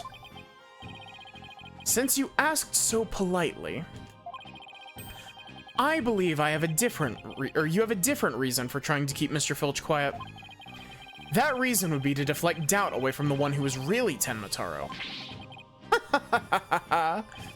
Now, this is getting interesting. Are you insinuating that I'm Tenmataro? So sorry to disappoint, but I'm nothing of the sort. That's right. Mr. LaBelle even told me Tenmataro was a jinx, so... I said Tenmataro was Jinxie, you fool. Honestly, you have the memory capacity of a flea. Practice it 100 more times. Yipes. So, have you been called to testify tomorrow? Yes, and I'm so looking forward to my courtroom debut. But you'll just have to wait until then. Oh, I'll be waiting. The special piece of evidence I've been saving just for you. Filchy, wake up, you lazy bones. Huh? What? Was I sleeping? Yeah. Must have been that sweet cologne of yours, Mr. LaBelle. Made me right sleepy, it did. Well, it's time for your lesson on what to do and say tomorrow. Oh, I'm begging you. Not another lesson. Yeah. Right up the schnozola. Keep quiet and do exactly as I say. No, please. Anything but another lesson.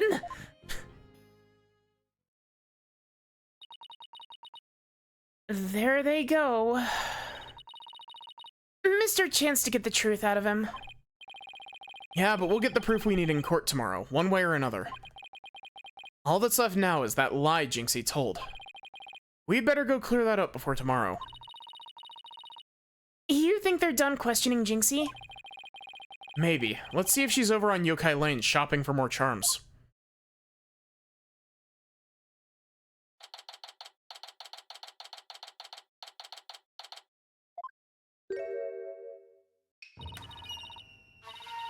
Accursed nine-tailed fox.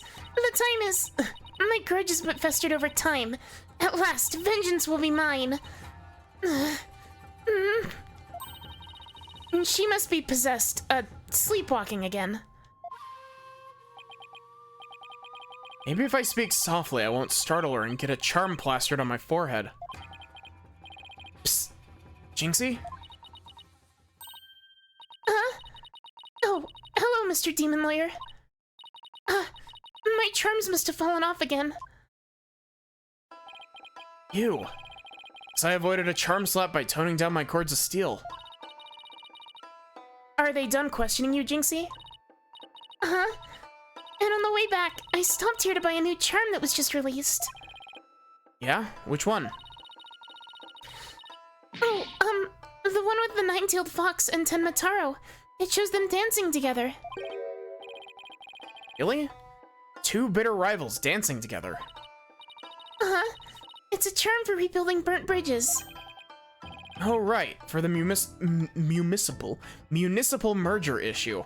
I hate that they keep calling it the municipal merger and just... I've also played Superstar Saga, actually. Superstar Saga is actually, like, a personal favorite game of mine. Like, I love that game. And I only just played Partners in Time. Like, I only finished uploading it literally yesterday to YouTube. I haven't gotten to Bowser's Inside Story yet. No spoilers for that, please. But, I'm excited to get to Bowser's Inside Story.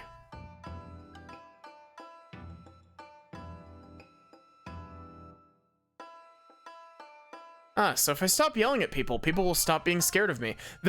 Honestly, the best way... I wish I could put, like, a note on my YouTube channel that's just, like, the best way to search for shit in my YouTube channel is to look through the playlists. Genuinely. I keep curated playlists of every series I ever do. Like, and I am very particular about it, because that's how I prefer to watch YouTube, is I prefer when I have just a playlist that I can let autoplay through the whole series. And so I have made playlists for everything that I have ever done. And I've tried grouping some of them as well. There's not playlists for anything that is one part, or like, that is one part. That's it. Because Pikmin 1 does not have a playlist. Momodora Reverie Under the Moonlight. Portal 1 does not have a playlist. Actually, I should probably just stuff those all into a playlist with each other. Just make a playlist for things that don't belong. Honestly, that's probably what I should do, because searching through the playlist is the best way to look through my YouTube stuff. It's all... No, it's for the Demon Lawyer and the Insomniac Prosecutor. Oh, it'll stop you two from fighting like you did in court this morning. We weren't fighting. It was just a spirited debate. It's what we lawyers... Ugh. No fighting.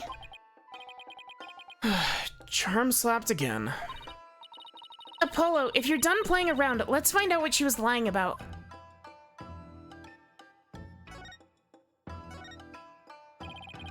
Jinxie, it seems like you're starting to remember things. You already said that the feathers and tracks weren't there when you discovered the crime. Have you remembered anything else that seems important? Like what? Tell us what you saw that day. Maybe you'll remember something else this time.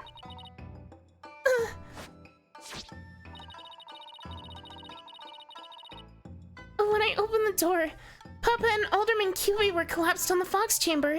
Or in the Fox Chamber. They were on top of it. They were on the roof. That's when Papa told me to call an ambulance and the police. That's all he said before he passed out in the chair.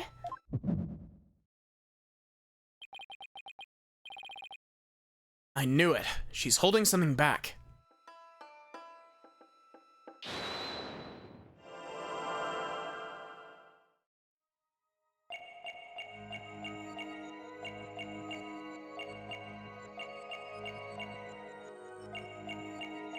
Okay, cool.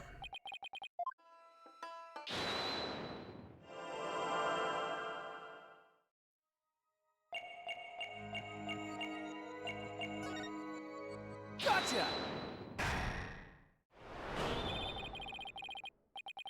You were very nervous when you said, "That's all he said," weren't you? I know, because I saw your fingers move as if you were going to slap someone with a charm. Huh? Listen to me, Jinxie. This is very important. Did Mayor Tenma say anything else to you? It was nothing. He was just talking in his sleep.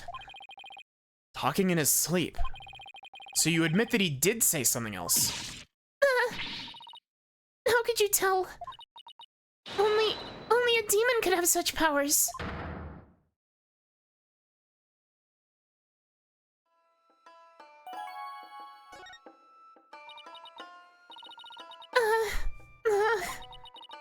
Like I said, he was just talking in his sleep.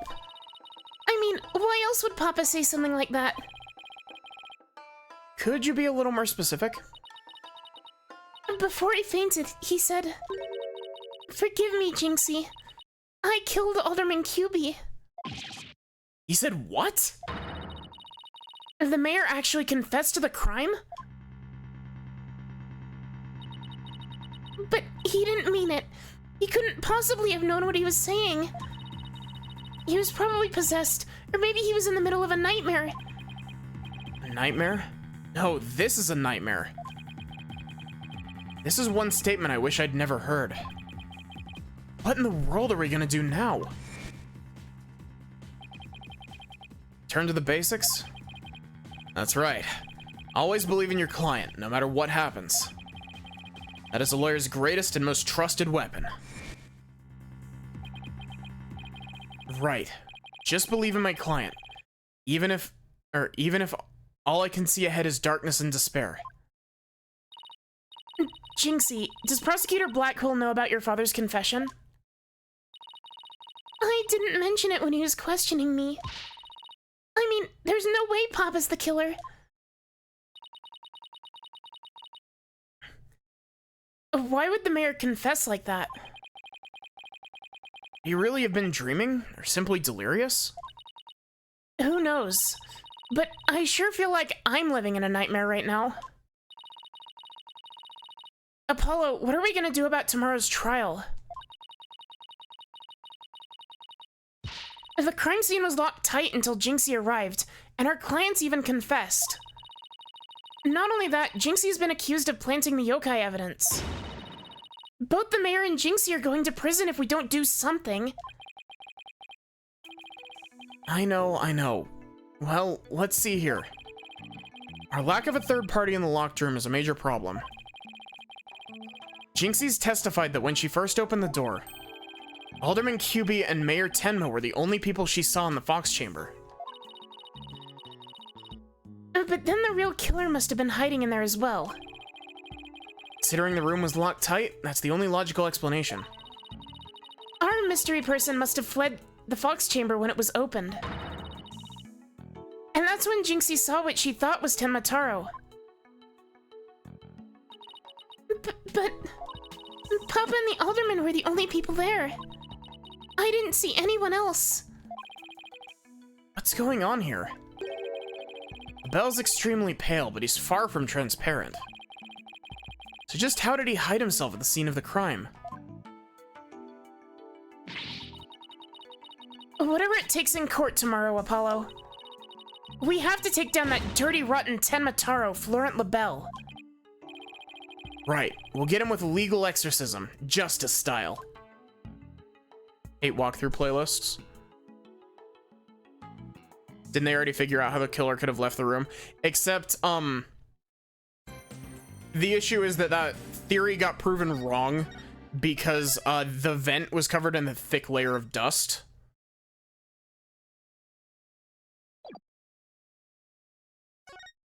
Welcome back, Lobster.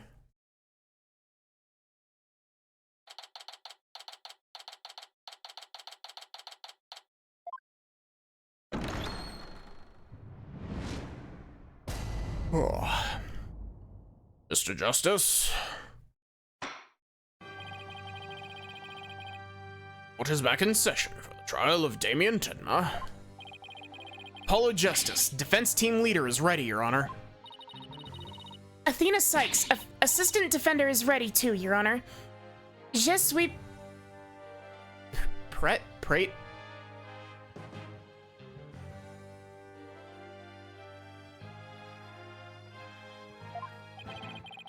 As chipper as ever, I see. And in French, no less. And the prosecution? Very well then. By the way, I asked Detective Fulbright to provide sturdier shackles today. There'll be no more of your funny business this time, Prosecutor Blackwell. Yeah. Walk through, like...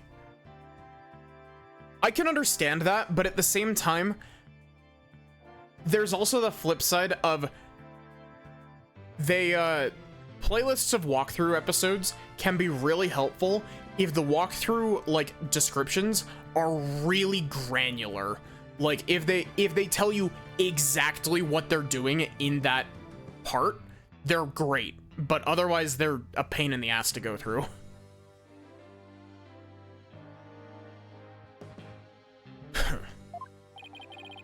Now, your opening statement, if you would. I believe it's standard procedure for the prosecution to handle it. It looks like the judge is really bringing it today. Flashbacks to GameFAQs. GameFAQs, genuinely, GameFAQs is awesome. Like,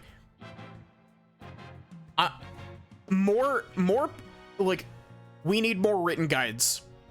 I hate having to look up YouTube videos for stuff because I don't want to watch a YouTube video. I want to figure out how to progress.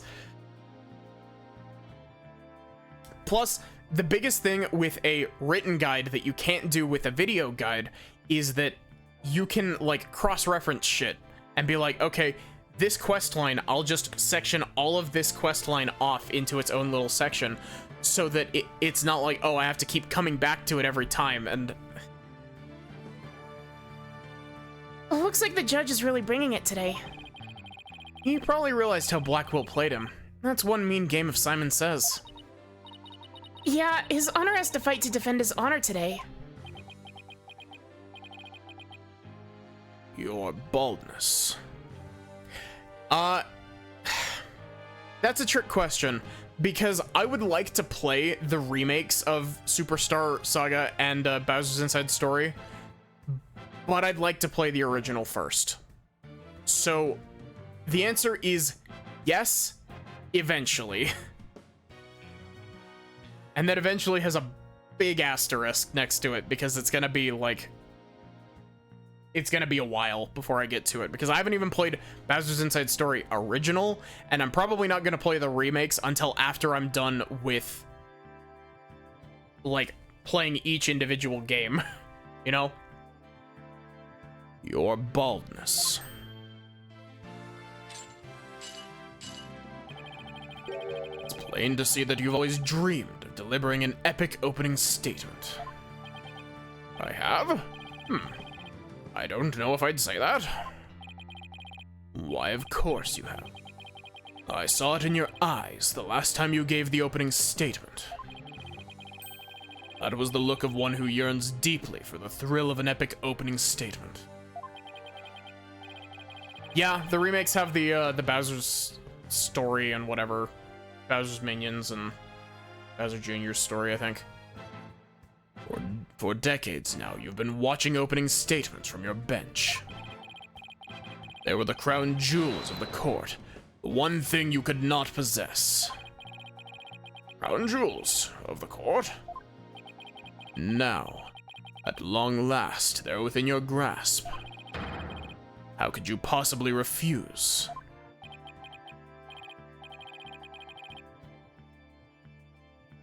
When am I playing the new one? Like the new Mario and Luigi game? When is the new Mario and Luigi game supposed to be coming out? Because that very heavily, it depends very heavily on when Brothership is coming out. Oh, so you don't mind if I do it then? I'll make a special exception. Just this once. Here we go again. I know you're playing me, Blackwell, but you're right. I do like giving the opening statement. November 7th? Really? That soon? God, I have no clue when I'm gonna play it if it's coming out that soon. I thought it was like next year. Yep, more of Blackwell's mind games. Plus, I still need to play Paper Mario 1 and then the Thousand Year Door remake.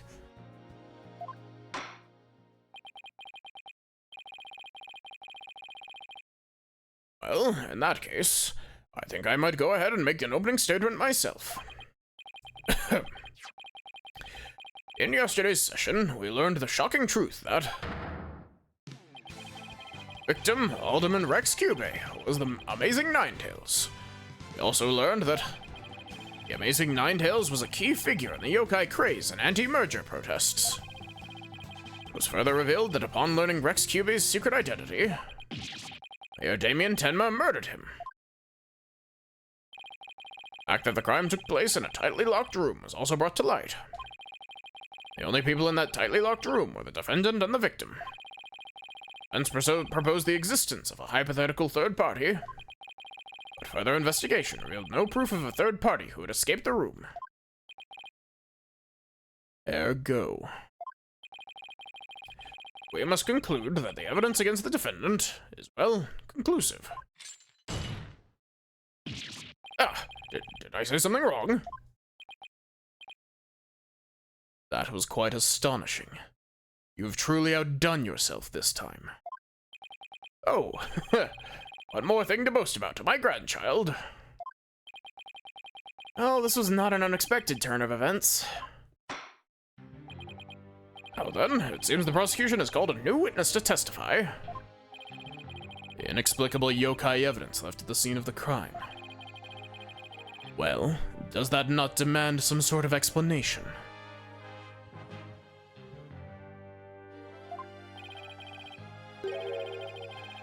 Feathers and tracks, one of those left by the mayor while he was possessed. That was but an act to protect his daughter. Oh, yes, of course. I'd suspected as much. Fire Emblem Awakening or Fire Emblem Fates, probably, Mario.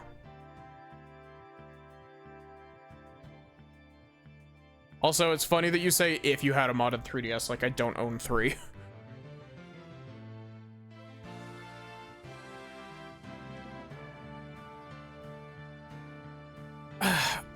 I'm not gonna lie. I'm mixed on this case overall so far. Like, I don't think it's bad. Absolutely, Lobster. You are factually correct.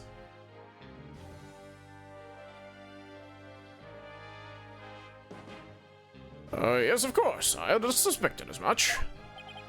Wait, did he actually believe the mayor's award-winning performance?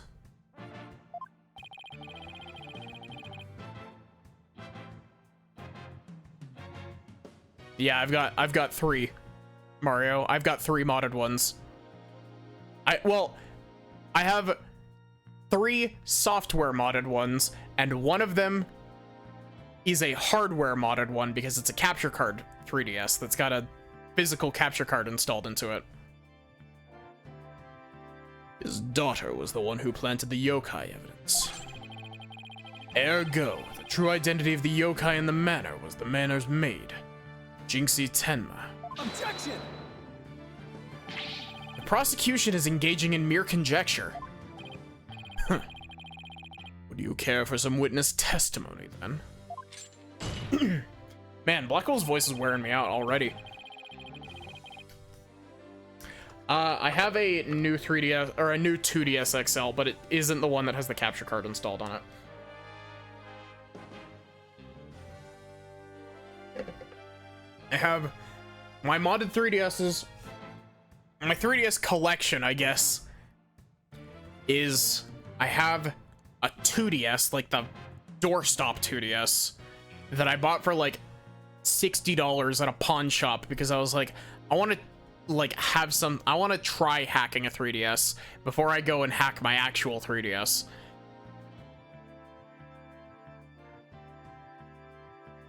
And then I have my original new 2DS XL that's like my 3DS that I've had for forever. And then I have a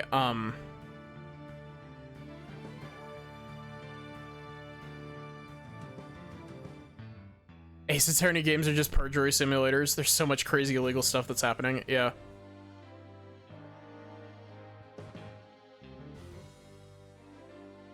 And then I have a 3DS XL that has a capture card installed in it that I ordered from Delfino Customs. For I am ready to prove that the little scamp is the one behind the Tenmataro farce. Witness testimony? I'll bet he means Filch and that creep LaBelle. Very well then. Ayla, would you bring in the first witness?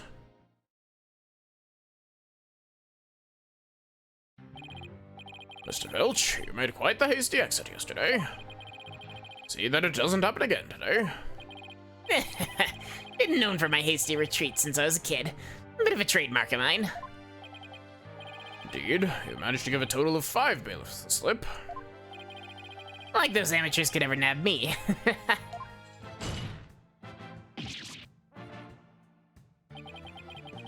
Perhaps we should shackle you by the neck. That would keep you in place. Yipes. No, please. I'm liable to rip my own head off if I start running.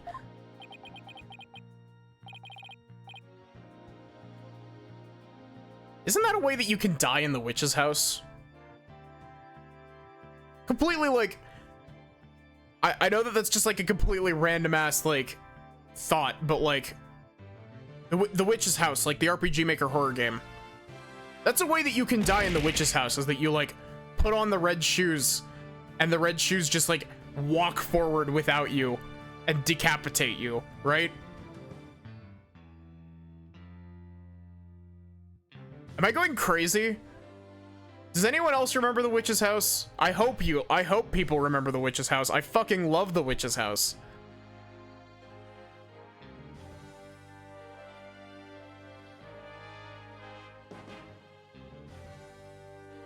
Your statement. Now.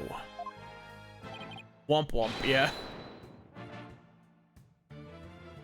Yes, sir, Mr. Blackhead, sir. He may beat a hasty retreat, but there's no escaping Prosecutor Blackquill. Yeah, Blackquill doesn't strike me as the give up easy type. Well then, Mr. Filch, your testimony, please. Specifically, the true nature of the yokai you saw in the manor shortly after the crime. Man, I know that I said that, like, I don't really do horror. I don't play horror. I do really like the story of horror games. So, like, I've watched playthroughs of a whole bunch of horror games. I've watched mostly RPG Maker stuff now that I'm thinking about it. Because it's like, I've watched a playthrough of Ao Oni. I've watched a playthrough of Mad Father. Of, Witch's House. Corpse Party. I've actually played Corpse Party. The first one. Trying to think, what other ones? Forest of Drizzling Rain. That one's actually one of my favorites. Ebe. Nah, like, FNAF lore is interesting because it's a clusterfuck, but, I've never played any of the FNAF games, and they're not really my type of game at all. Tenmataro is really that little maid gal. Ain't no doubt about it. I mean, the Tenmataro I saw was just a little thing about her size. But the little runt had a big old staff. Seen it when she came into the foyer. Bet you she stole it from the Forbidden Chamber after stumbling on the crime scene. She's gonna use it to wall at me on account of my fierce reputation. I just know it. So, Tenmataro was short in stature. And that's because it was Miss Jinxie Tenma all along. You betcha. Besides, all the rest in the manor were way taller than her. Meaning height is but an easy thing. What a big ox like the defendant could never pass for short. What if the Tenmataro impersonator was walking on their knees? Weren't no knee walking. I seen it myself. And perhaps that yokai really was Miss Tenma after all. I mean,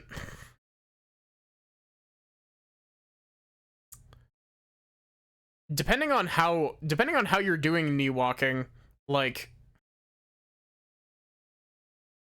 you can like bend your knees fully back up against, like, the back of your leg, or like you can the lower part of your leg you can bend up against the back of your thigh. If you had something to, like, keep it there, you could walk on your knees pretty easily. And the only thing that would look off if you were wearing clothes over the top was, like, you know, slightly thick calves. Then perhaps that yokai really was Miss Tenma after all. All monsters are naught but tricks, either of the mind or of a cheap parlor variety. I don't remember what I did for Blackwell's voice. What's Pizza Tower? It's a really cool indie platformer based off of Wario Land. Really cool. Like, check it out if you got the time and the money. I need to go back to it. I need to do the noise playthrough. Oh, you're saying she created an illusion, like one of those magical eye things? Precisely. Human senses are easily deceived. Take the fellow in the cell next to me. Each night he cries and screams about some ghost he thinks he sees. PC? I don't think it's got ports on anything else.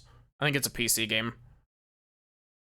But in truth, it was simply the janitor.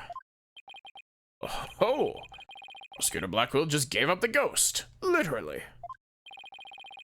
The janitor's deathly complexion and all-white attire are no doubt partially to blame. That and the fact that he constantly mutters about taking vengeance for this or that. That actually sounds like a real ghost to me. Destiny now cross-examine the witness.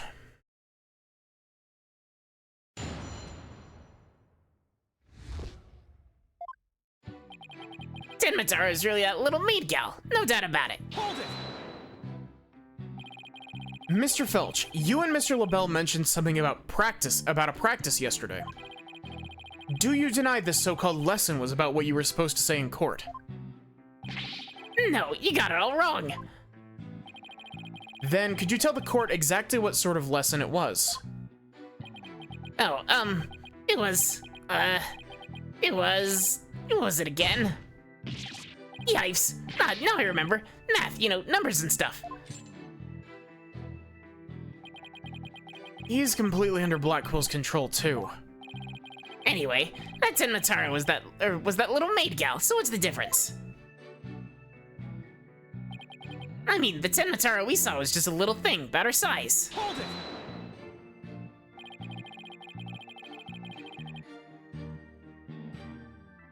I take it you got a good look at how tall the Tenmataro impersonator was. You betcha. I got a habit of sizing people up. I can even give you a primer on how to pull it off. All under the table, Natch. Got a knack for figuring out where people's pockets are and how much money they have. You bruised your eye? I size them real good before I relieve them of something. Relieve them of their valuables. He just admitted to being a pickpocket right here in court.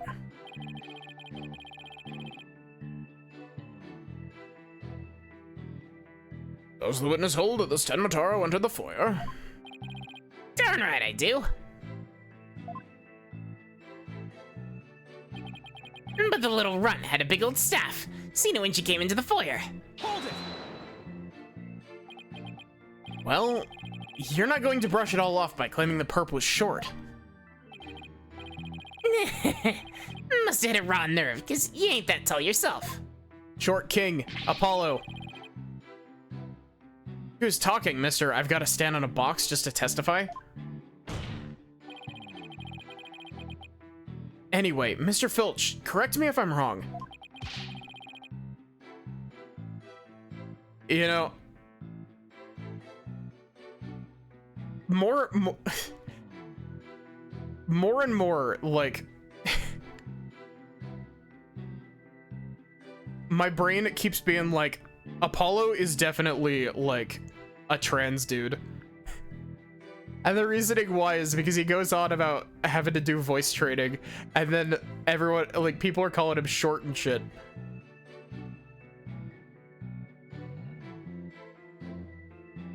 But didn't you say the Tenmataro you saw had a staff? Cross my heart, hope to die. I know, cause it went jingle and jangle. And where do you suppose that staff came from?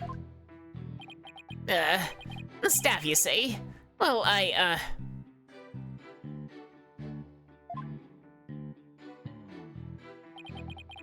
Bet you she stole it from the Forbidden Chamber after stumbling upon the crime scene. Oh, whoops. Hold it! I suppose you mean to say that Jinxie Tenma entered the Forbidden Chamber to get one. Well, I ain't never seen a staff like that in the manor. And so it had to be the Forbidden Chamber. Oh, really? The stench of LaBelle is thick in the air today. Jinxie entered the Forbidden Chamber after the incident. Then she took the staff and tried to cover up her actions by pretending to be Tenmataro. I guess that's what Filch is trying to say. Could Jinxie have even entered the Forbidden Chamber if she wanted to? There is one thing I was wondering about. Why did that yokai have a staff in the first place? Well, I got my hunches about that. She was gonna use it to wallop me on account of my fierce reputation. I just know it. Hold it! Wallop you? And why would the so-called yokai want to do that? That little maid gal never did like me. She always hightails it when I come around her. She sticks these weird papers on my noggin. She probably thinks of him as the dreaded Tanuki monster of QB Manor or something. We need to prove that Jinxie isn't Tenmataro. But I have no idea how we're going to do that. All we have to do is prove that it was impossible for Jinxie to turn into Tenmataro. And that might be easier than you think. Really? Now's our chance. Our chance to expose the real Tenmataro for all to see.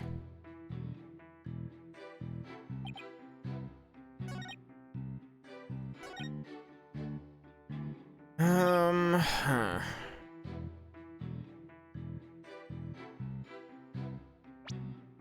Oh, she shouldn't have been able to get into the Forbidden Chamber because the key was swallowed.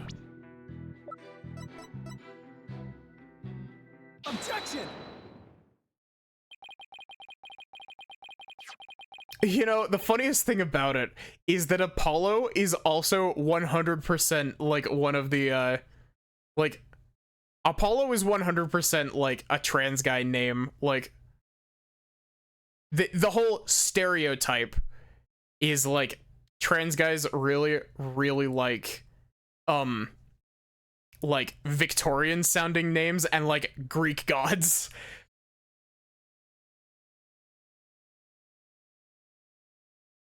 You've got trans guys that always really like Victorian sounding names and like Greek gods and those style of names, and then you've got trans girls that are always like, okay, Luna, Faye.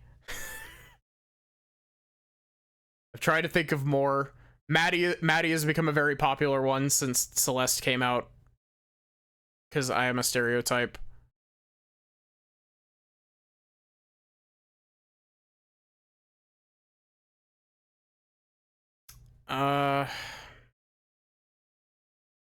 Yeah. Luna and Faye are the two big ones that I see a lot of.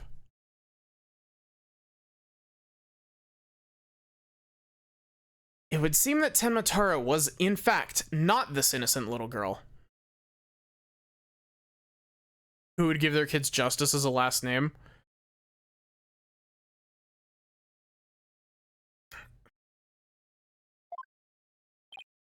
Huh? How'd you figure that? You claim the Tenmataro you saw had one of those staves from the Forbidden Chamber. But it would have been impossible for Miss Tenma to get a hold of one. Care to elaborate, Mr. Justice? Mammy and Pappy Justice. The mayor swallowed this key shortly after the murder. He wanted to keep the killer out of the Forbidden Chamber. Also, that key is basically, like, that key would not lock shit.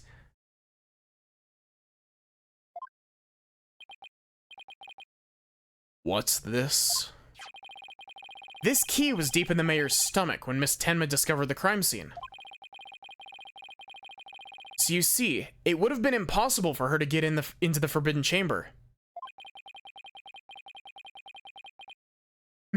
I play a lot of Link to the Past randomizer. I haven't played the base game of Link to the Past in so long, and I need to replay it because I didn't like it when I originally played it, but I really like randomizer of it. In short, the Tenmataro seen holding that staff could not have been Jinxie Tenma. Ugh. Yeah. What?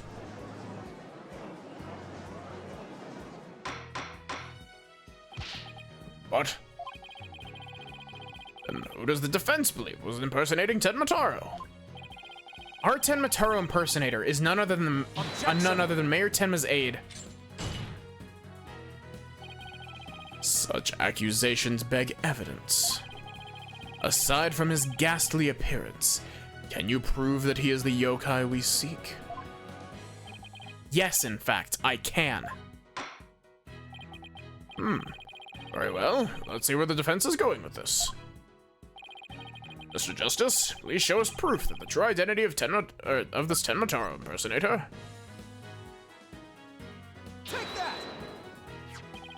We found this hand cream in the Forbidden Chamber, and we know that whoever was Tenmataro took one of the staves out of there.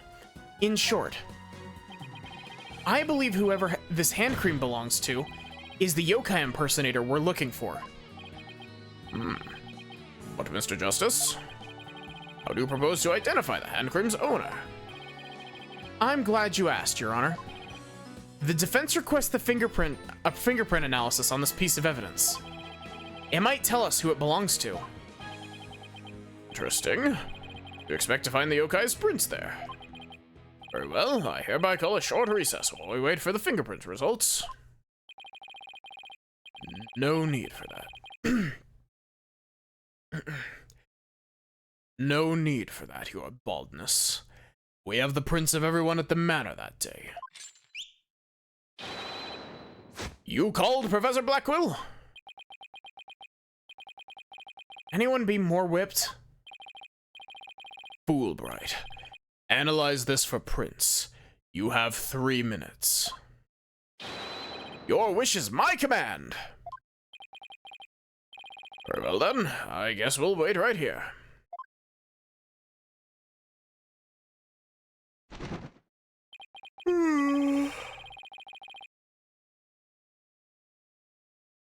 Ah, man, I'm getting struck with the big EP. It would seem the fingerprint analysis is complete. What did the results show? Wow. What in the world? They're Florent Labelle's prints, aren't they? This is absurd. Prosecutor Blackquill? I'm not going to like this, am I? Don't tell me. They're Tenmataro's prints.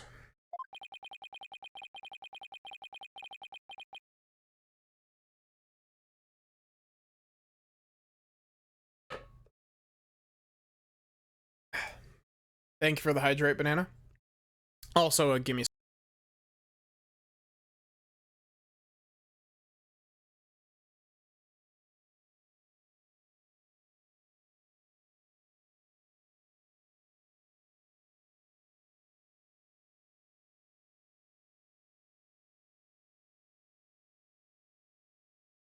Fingerprint analysis has revealed that the prints belong to. I lost all the gravel out of his voice because I hydrated. It's gonna be the victim, isn't it? Phineas Filch. Phineas Filch. Objection! Wait, what? What? Then Mr. LaBelle wasn't the one who entered the Forbidden Chamber? Objection! Why, you tricksy little Tanuki. Explain yourself now. Sure. Them prints are mine. I mean, I did pilfer that hand cream from Mr. LaBelle after all. So, you're the one who entered the Forbidden Chamber. So what if I did? Got a problem with it? Yipes.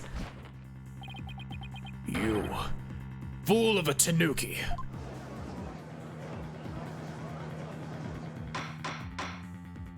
Order, order! Mr. Justice, care to explain what this could mean?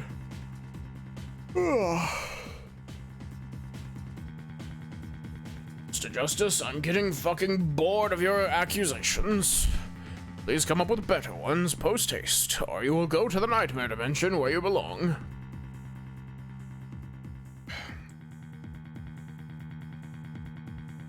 Ugh. Man, I hate... Where was this fatigue, like, with the marathon stream? Like, how did I not get tired? Like, I didn't say this on stream, but I totally could have done, like, another 4 hours marathon stream if I really wanted to, but I had other things planned for my birthday that I needed to do. But, like... I wasn't tired at the end of it. Like, I was like, I need to sleep, but I'm not tired. But why am I so tired now? Mr. Justice, care to explain what this could mean? Excellent question. The fact that Mr. Filch was in the Forbidden Chamber... Wait a second. Does this mean that the Tenmataro holding that staff was Phineas Filch? Yipes! Another cat out of the bag!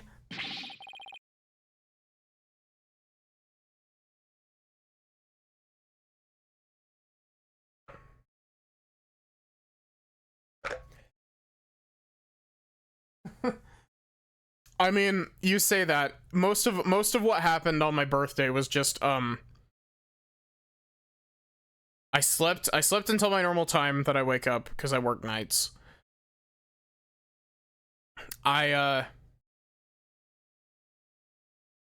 We got up, I went out to dinner with my family, we went to Olive Garden. I ate a fuckload of soup. As is tradition, when you go to an Olive Garden, you eat nothing but soup and breadsticks and save your entree for later. And then when we got home, we played a game of Three Dragon Ante. And then I came downstairs and started working on art. Mr. Filch is Tenmataro. Good soup, yeah. Got that chicken and gnocchi soup. I don't understand. Does this mean Mr. Filch is the real killer? The witness will explain himself this instant. Begging your pardon, your honorship, but I was just doing what the alderman told me. He wanted me to be Tenmataro in the village exorcism ritual. Oh, you mean that event at the Ninetales Vale Festival. So that was you inside the Tenmataro costume. Yep, and after the event, I went to watch that pro wrestling program. But it bored me to tears on account of the wrestlers being complete jobbers. Soup is overrated in your opinion? It's just food or water or broth. Well, here's the thing. Soup can be really like middling if it's not done well, but good soup sticks with you. Like, I love soup.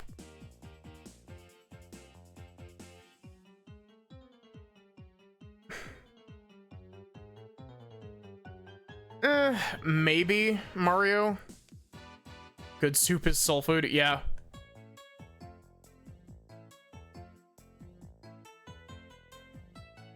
So we didn't actually watch the entire wrestling match. That's when I looked at the Tenmataro costume and got a great idea. Nobody can tell it's me while I'm wearing it. Because of them superstitions, no matter what I do, the villagers won't say a word. In other words, use the superstitions to effectively render yourself invisible. Why did you want to enter the Forbidden Chamber in the first place? Because of the treasure there.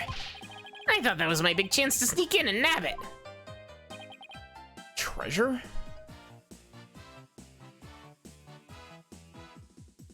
I mean, stew and soup are like...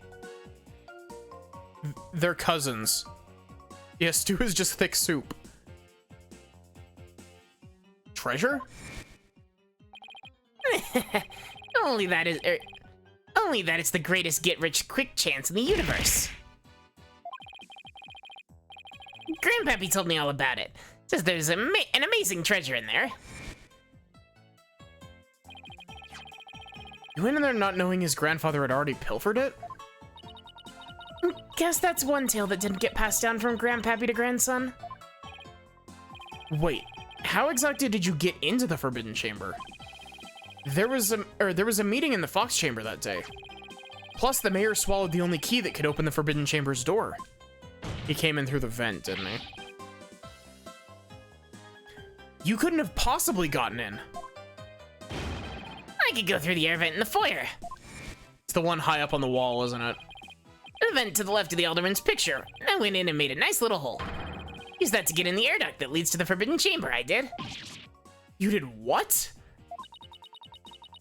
But how's that even possible? Wait a sec. Remember that air vent in the Forbidden Chamber?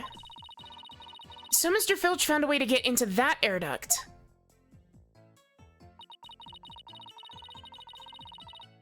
And that's how he got from the foyer vent to the Forbidden Chamber vent.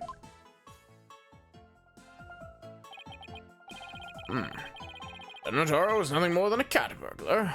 Or rather, a Tanuki burglar. Purple burglar alarm. And we're back to being without anyone to charge for the alderman's murder. Looks like our so-called yokai is nothing more than one big troublemaker. Tell me, Mr. Filch, what did you do after fleeing to the foyer?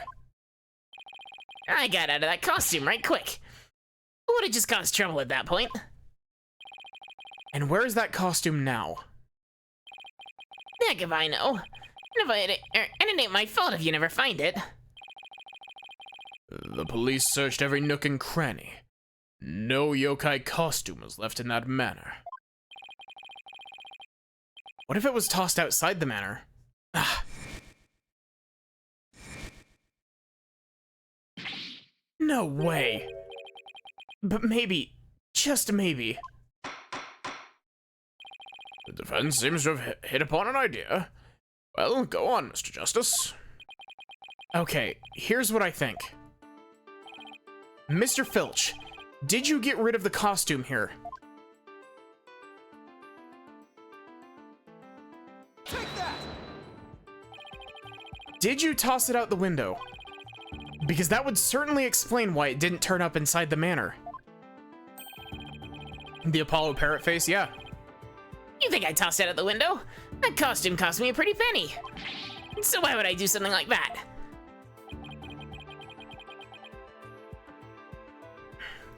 I can think of a few reasons. Any bright ideas, Apollo? Well, assuming the costume really was tossed out from the window, the next question would be, what happened to it after that? And if I'm right, I might just have the thing to prove what happened to the costume. Phineas Filch, I have just the evidence for you. You do? This evidence proves you got rid of your Tenmataru costume through the window. Is it a mask?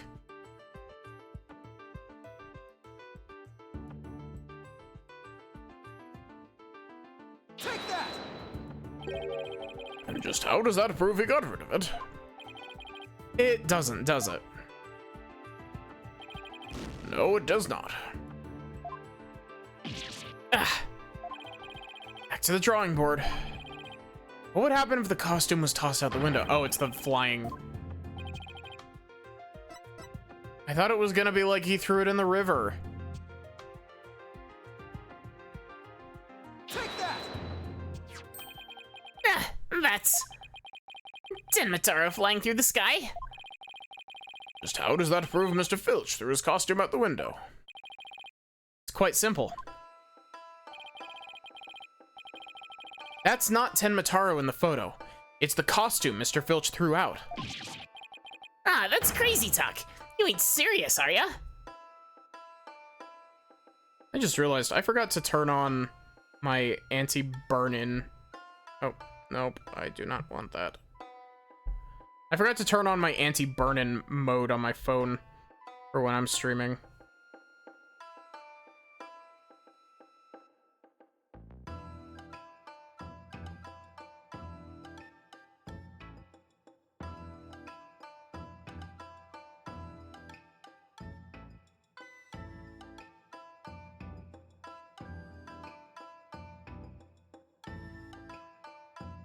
Ah, that's crazy talk.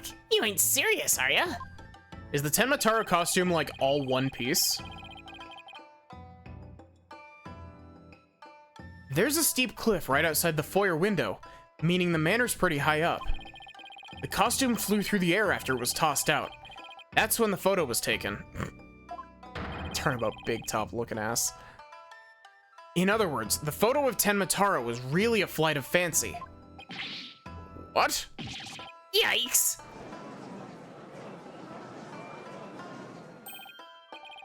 Oh my! So there really never was a yokai. Ah, I can't keep any of them cats bagged. Can I still file a claim for the lost costume? This more than proves the defense's position. Jinxie Tenma had nothing to do with staging the yokai sighting. Care to raise any objections, Prosecutor Blackwell? None. Whatsoever. I'll deal with that tricksy Tanuki after I've dealt with this case. Wait, we did it! Good going. Now all we have to do is make Florent LaBelle take the stand. Objection! Sheathing the sword a bit early, are we not? Huh? Nothing has been proven beyond a doubt. Take this tricksy little Tanuki, for instance. How do you suppose he was able to exit the Forbidden Chamber? Probably the same way he got in, through the chamber air vent? And what of the feathers and tracks at the scene of the crime? They would suggest that Tanuki exited through the chamber door, not the air vent. Objection! But the Forbidden Chamber doesn't open from the inside. So what you're saying makes no sense. Right? Huh. Someone on the outside opened the door for you. Isn't that right? Yep, that's right, Mr. Blackack. Door just suddenly sprang right open. Hold it! Sprung right open. Who was on the other side? Didn't get a good look on account of the sudden glare. Like how the reflection from my head blinds my fellow moviegoers emerging from the dark. That's when I snatched the staff and made my daring escape. And then that little maid gal spotted me as I hightailed it down the hall. That means the Forbidden Chamber wasn't open until after the crime was discovered. But wait, we still don't know who opened it. Maybe there really was a third person in the Fox Chamber. Objection! Well, you little Tanuki. When the Forbidden Chamber opened, did you see the accused passed out there? Nope, only one there was the alderman. He was dead as a doornail. The accused wasn't there. What do you suppose he was up to? Oh. I don't like where this is going. Ah, don't tell me. Plainly, the only one who could have opened the Forbidden Chamber was the accused, Damien Tenma. Okay, what is... That doesn't mean anything. Wait a second. There had to be somebody else beside Mayor Tenma in there. Really? And who might that be? Oh, well, that would be... Objection! It seems our feisty little lass has forgotten the most important thing. Evidence. I didn't forget. I was just testing your attention to details. Miss Sykes, you can't prove your point without proof of some sort. It's a proven fact. Sorry. Guess I put my foot in my mouth again. No, Athena, we're definitely onto something here. We are? Think about it. If Filch was stuck inside the Forbidden Chamber, one of the alibis we heard would no longer hold any water. The defense would like to call a new witness to the stand. Someone who knew Mr. Filch was stuck in the Forbidden Chamber. And by virtue of knowing this, has an alibi that no longer adds up. Ugh. Not that insufferable. Very well, the court will hear what Mr. Justice has to say. You see, Blackwell is trying to shoot down us bringing Florent LaBelle in because he just doesn't he doesn't want to deal with him. Take that! Why, that's the defendant's aide, Florent LaBelle. Didn't he claim to be in the foyer at the time of the crime? True, but in his alibi, he also claimed Mr. Filch was in the foyer too.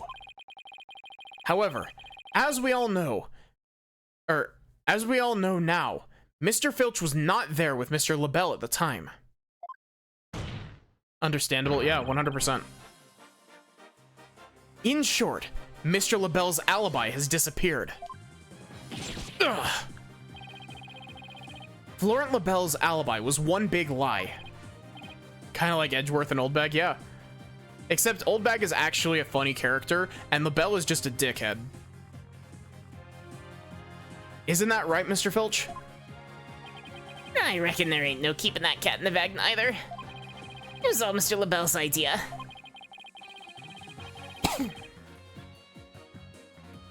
He told me he'd button his lip about me breaking into the Forbidden Chamber. And in return, he said we'd vouch for each other's alibi. Shame on you, Mr. Filch. Perjury is a serious crime, you know? Perjury? What's perjury? I don't know what that is. I don't know what the word I'm using is. It doesn't exist. Don't you know? Nobody ever gets prosecuted for perjury in this world.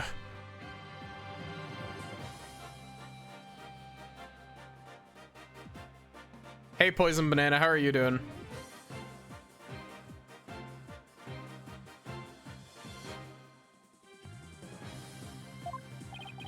Aw, shucks.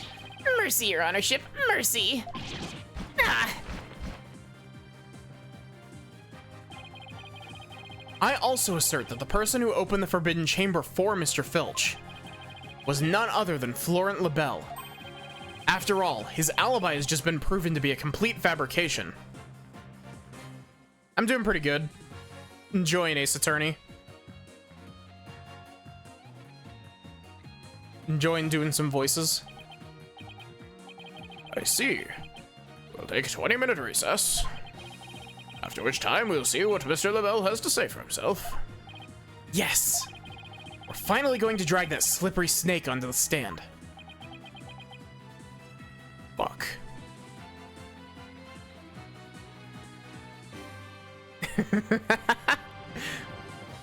Yeah, I saw the username and I'm just like, that's really funny actually that we have two bananas in chat now.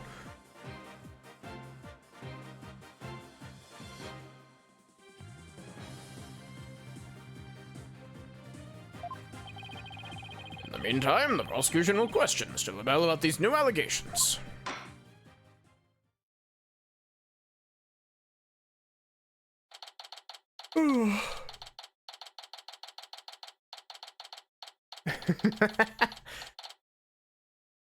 I'm working on one of the 1.5 million projects that I'm working on is I'm working on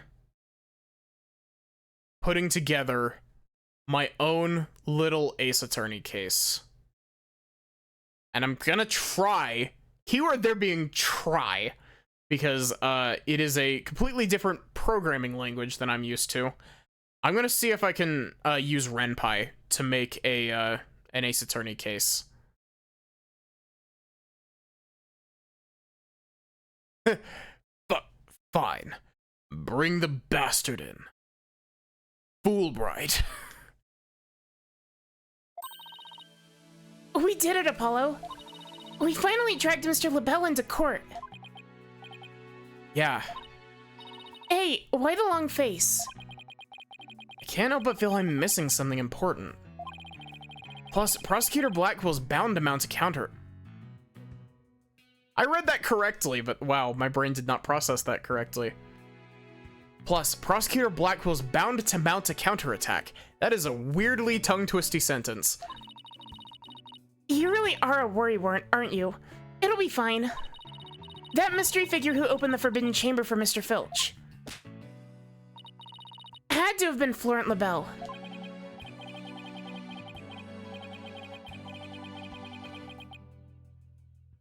I know, but that's not what's bugging me. I wish I could put my finger on it, though. At any rate, the big showdown with Mr. LaBelle is up next, so chin up, Apollo.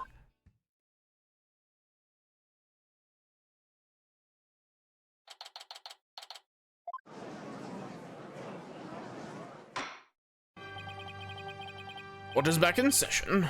Our next witnesses... Yes, I'm acting on behalf of the mayor in this very important matter.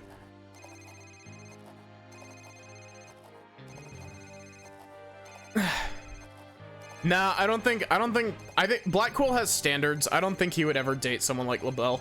Also, he is literally Joker color schemed right now. I can't believe LaBelle got fucked up in Joker-fied. More so than he already was.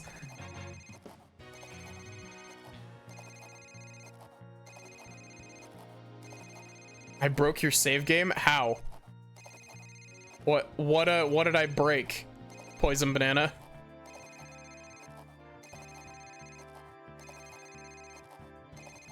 What game are you playing?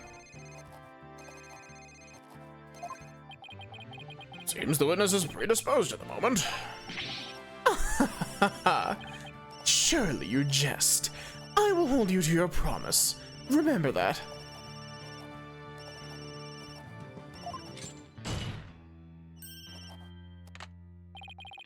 Oh, my deepest apologies. This is Florent LaBelle, personal aide to Mayor Tenma, or should I say, the accused. Ouch. The poor mayor hasn't suffered enough. Well, what business do you have with me? Fallout just crashes every time you load. Oof.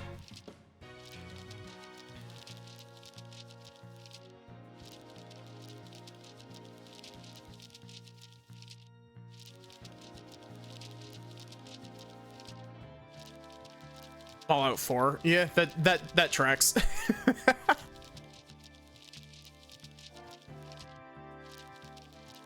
I'm a very busy man, so let's make this as brief as possible. Your baldness. Ah, right. Mr. Filch's testimony has revealed a hole in your alibi. And for this reason, you are suspected of having some sort of connection with the case at hand. To think I'd be associated with this entirely lurid affair. Well, I'm not, so may I go now? I have very important matters to attend to. Objection!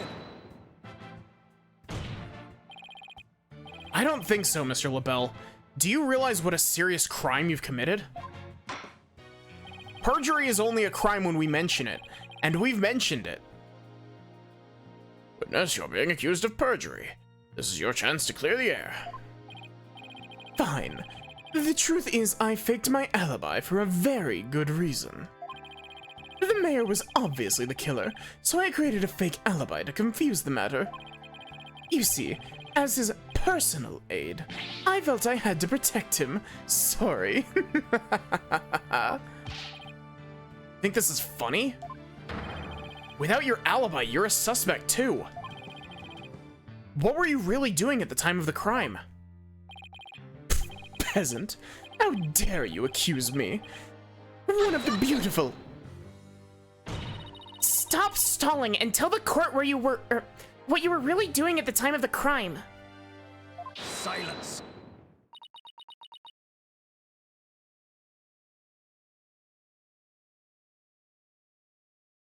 Lobster, Mario's probably talking about YouTube subscription rather than Twitch subscription.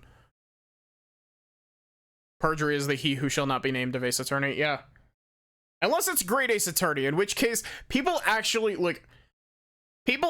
get punished for perjury in Great Ace Attorney, which is really weird.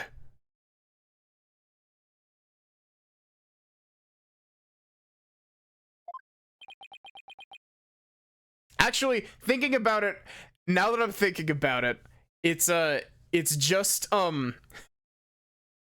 it's basically just Ryunosuke that gets punished for perjury. Minor spoilers, I guess, but it's not really that important.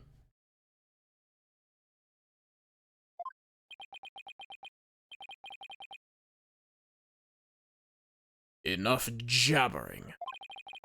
Swords have been drawn. The time for talk is past.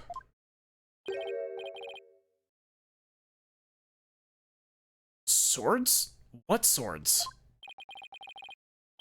This is a duel to the death.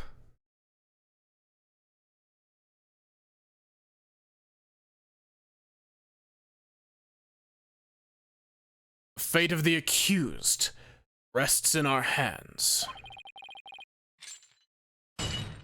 Oh, he broke him again. Don't you know, peasant? We live in a society. Begone, ye of cowardly heart. The battlefield hath no place for ye. Again? Oh my. Spare me, please. Blackwell, you might be the only person capable of killing me, and I'm actually kind of scared. Well, that's a trick question, Lobster. Because, if you go off of the Great Ace Attorney, yes. If you go off of main series Ace Attorney, the death penalty has been mentioned, but, it is not the default punishment for criminals. It is not the default punishment for murderers in the base game Ace Attorneys.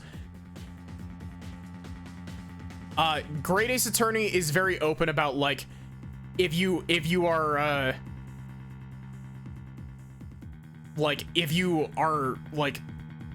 convicted of murder, you get hung at the gallows. Great Ace Attorney is kind of metal.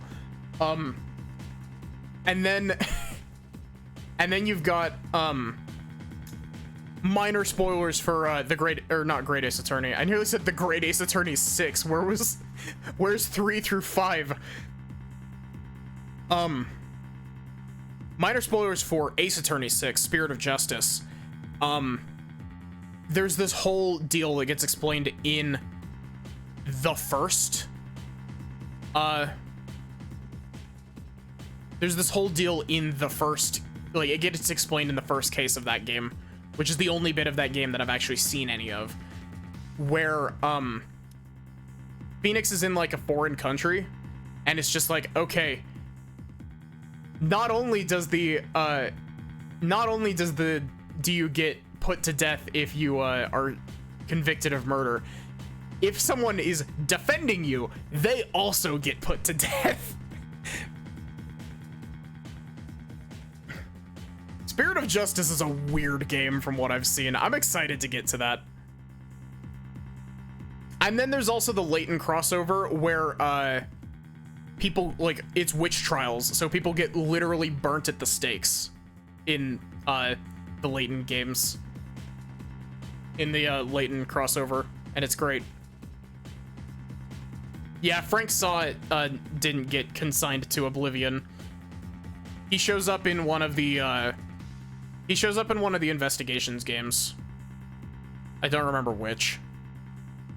So much for sturdier shackles. Ah! Those chains hindered my vow that heads would roll this day. This gives keeping your head on in court a whole new meaning. Will the witness please deliver the accused's death knell? You know of what I speak. Most certainly. His goose is already cooked. Time to stick a fork in him. Whatever he has to say can't be good.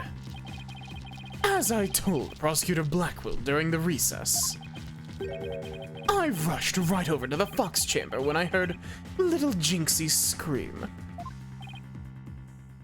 What? Okay, the other thing is that the whole death penalty thing is implied in the original trilogy. It's significantly less implied later, but it's implied specifically with Von Karma, Manfred Von Karma, and Godot. But even then, it's just an implication. It's not like the Ace Attorney team could totally be like, yep, here they are in Ace Attorney 7, and it'd be like, yeah, that's cool. That doesn't cause any plot holes. It's just they've been in prison for forever. Then, drumroll please. I saw Mayor Tenma opening the Forbidden Chamber doors. But there you have it. The mystery man who opened the chamber door, as witnessed by one Phineas Filch. It was the accused. There was never any third party. Oh, and that's not all. I heard something quite startling there at the scene of the crime. Startling sounds bad.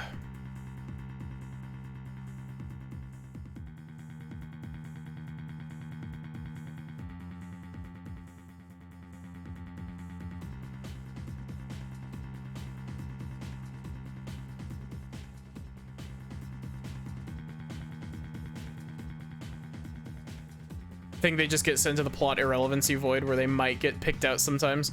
Yeah, I feel like it would be really cool.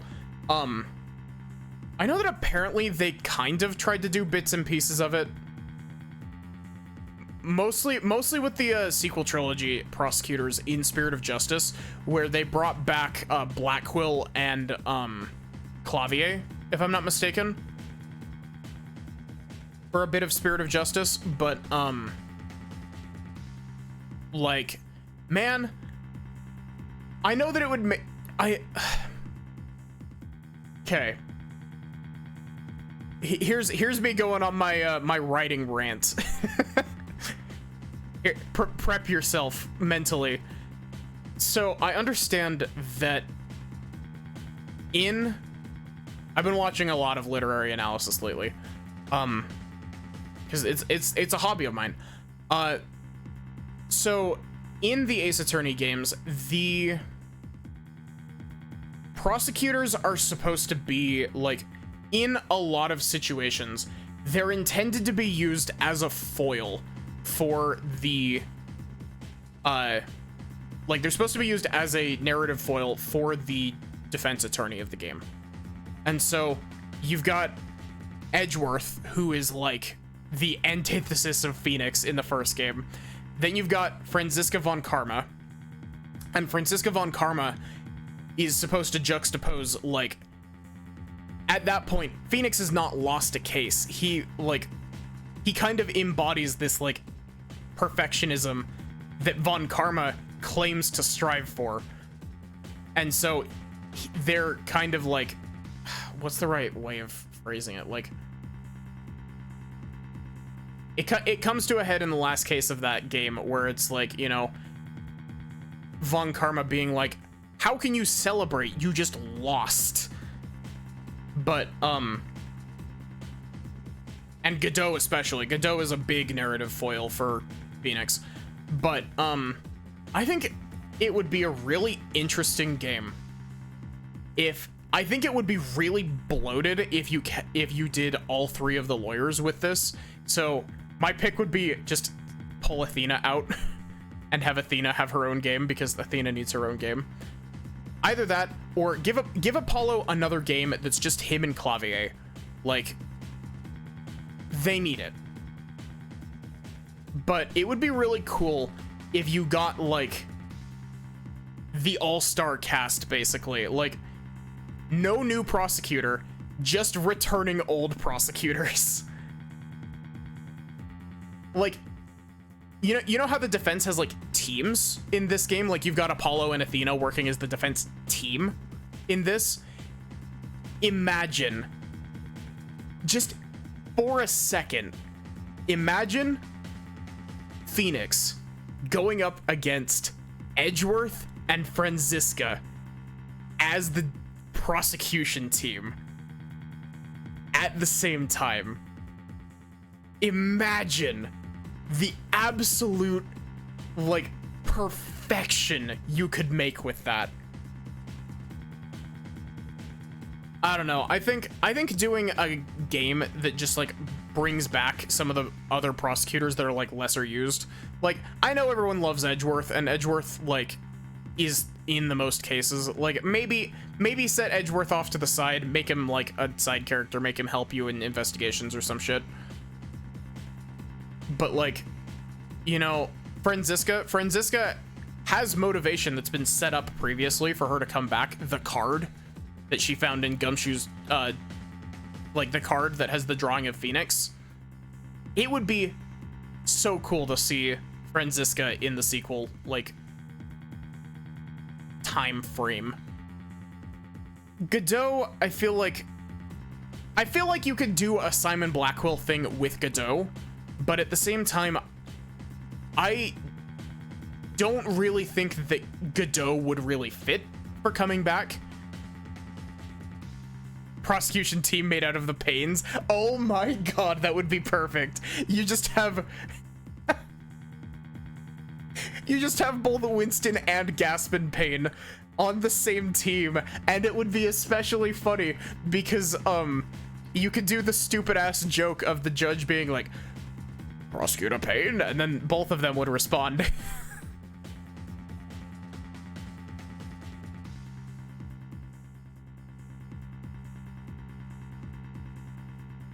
And Blackwell, like, basically, you basically can't bring Manfred von Karma back. And I personally don't believe that you should bring Godot back. And the main reasoning why is that, like, Godot had a change of heart at the end of it all. I don't know. I'm going off on this whole hypothetical thing. It would be cool as fuck, but like, I don't know. I want to see the prosecutors interact more. I want to see more of the sibling dynamic between Franziska and Edgeworth. Like, they get so little time together to interact, but they're so, like, they've got good like familial, like, chemistry, you know what I mean? If that makes any sort of sense. Manfred should stay in the Void Dimension. Well,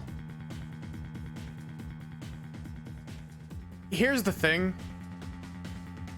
Manfred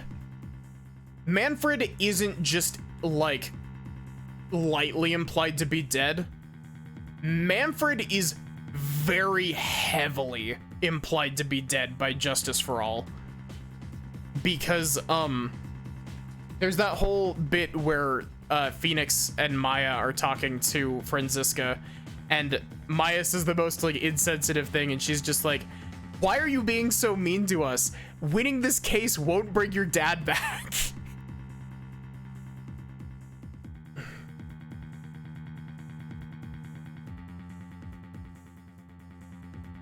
Startling sounds bad.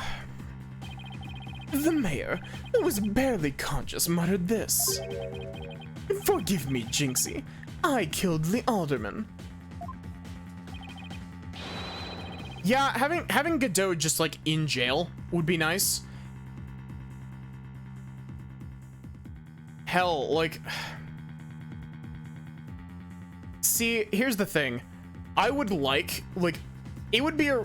Oh God, I'm gonna go off on this again. We're gonna move 2 sentences forward and I'm gonna go off on another tangent.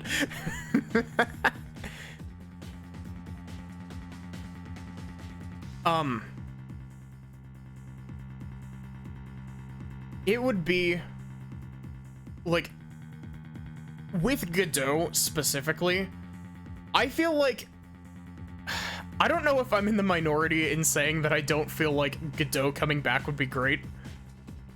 Mostly because he has such a good character arc through Trials and Tribulations, and the biggest thing is that Godot hit his natural endpoint in Trials and Tribulations. And to be fair, Phoenix also kind of did, but Apollo Justice Phoenix Wright is also kind of a natural evolution of Trilogy Phoenix, which sounds really weird until you realize that Phoenix in the original trilogy is the cagiest motherfucker on the planet. Like, he will not tell you anything unless it is absolutely vital. Like, he keeps secrets. Like, he keeps a lot of secrets. Like, he keeps the fact that he thinks that Edgeworth is dead from Maya for like 3 months.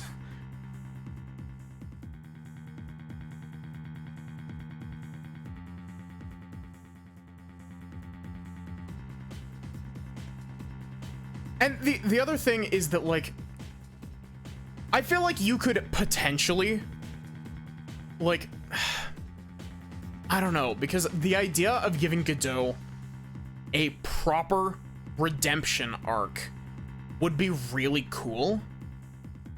But at the same time, like, I don't know how you would do a proper redemption arc for Godot without it feeling contrived. Because, like, I personally, my reading of the character, I do not think Godot would be able to bring himself to step foot in a courtroom again after Trials and Tribulations. Like, on either side. I don't think he would be able to step foot in a courtroom after that. And that's my own personal take, but, like, man, this conversation is making me want to go into fucking video essay mode.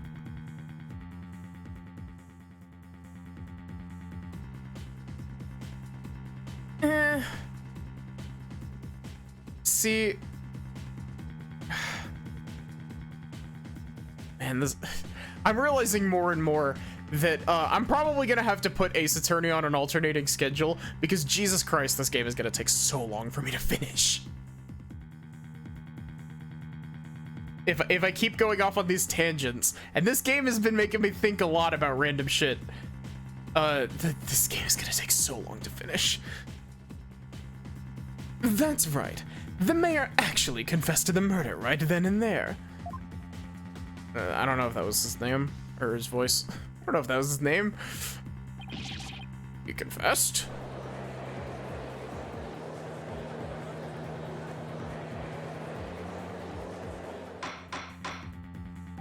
Order! Order in the court! This is quite a conclusive testimony if it stands. Just so. And quite astonishing, I might add. I only learned of this fact during the recess. I just love surprises, don't you? We're avoiding LaBelle lines with tangents, yeah. That's why I saved the best for last. Consider it a gift from me to you. No way. I don't believe Mr. LaBelle heard the mayor confess. But is this really true? Did Mayor Tenma really confess? It is indeed. During the last recess, I confirmed it with the mayor's daughter. It would seem Mayor Tenma actually did confess. That testimony is quite favorable to the prosecutions. This is LaBelle. Yes, I called earlier about party reservations. That's right, and I'll be calling my little shindig Mayor Tenma's Conviction Gala. A splendid time is guaranteed for all but the mayor and his defense. Well, as it seems, our witness is a very busy man. Let's get right to his testimony. Mr. LaBelle, please tell us what you saw when you came upon the scene of the crime.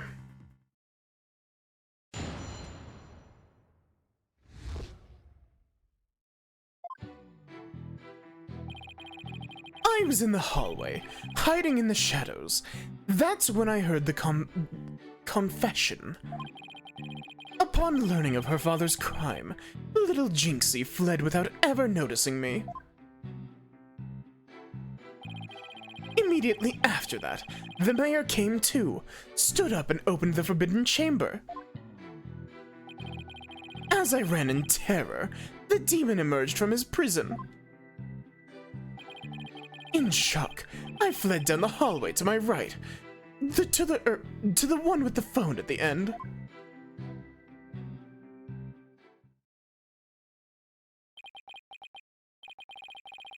I must say, this is a shocking revelation. Quite unexpected. I think the defendant actually confessed. Then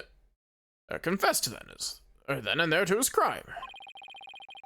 Perhaps the guilt was too much to bear, so he confided in his daughter. You do realize you should not have withheld such crucial testimony from the court. Once again, sorry. It's just I feared being accused if I mentioned coming upon that most unpleasant scene. Why did the mayor's confession have to be brought up by this guy? We better do something before the judge declares the mayor guilty.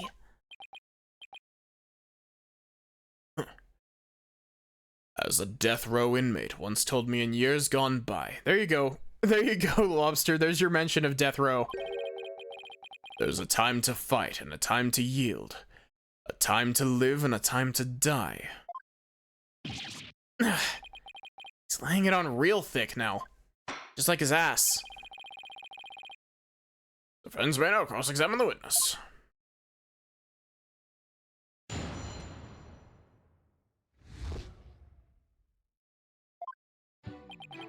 I was in the hallway, hiding in the shadows.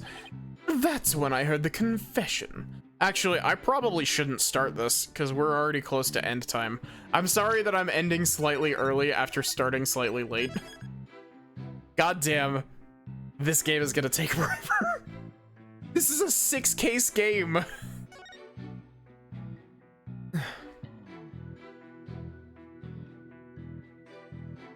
Okay. So.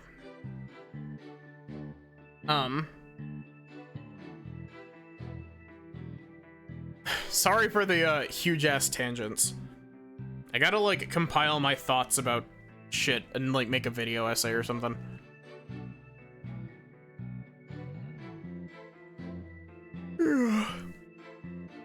But otherwise, thank you all so much for watching. I hope that you enjoyed. I should be...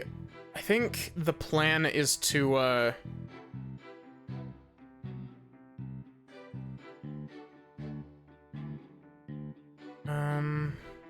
think the plan is to do, Monster Camp over on Liz's stream tomorrow. Wow, I just hit you with like a 1,000-yard stare while I was checking my Discord over on my third monitor. But yeah, I think we're planning on hanging out over on Liz's stream tomorrow. I'll keep y'all updated about that.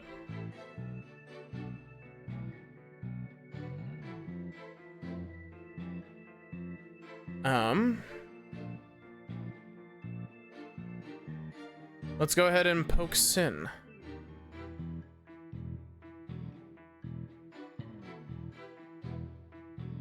So yeah,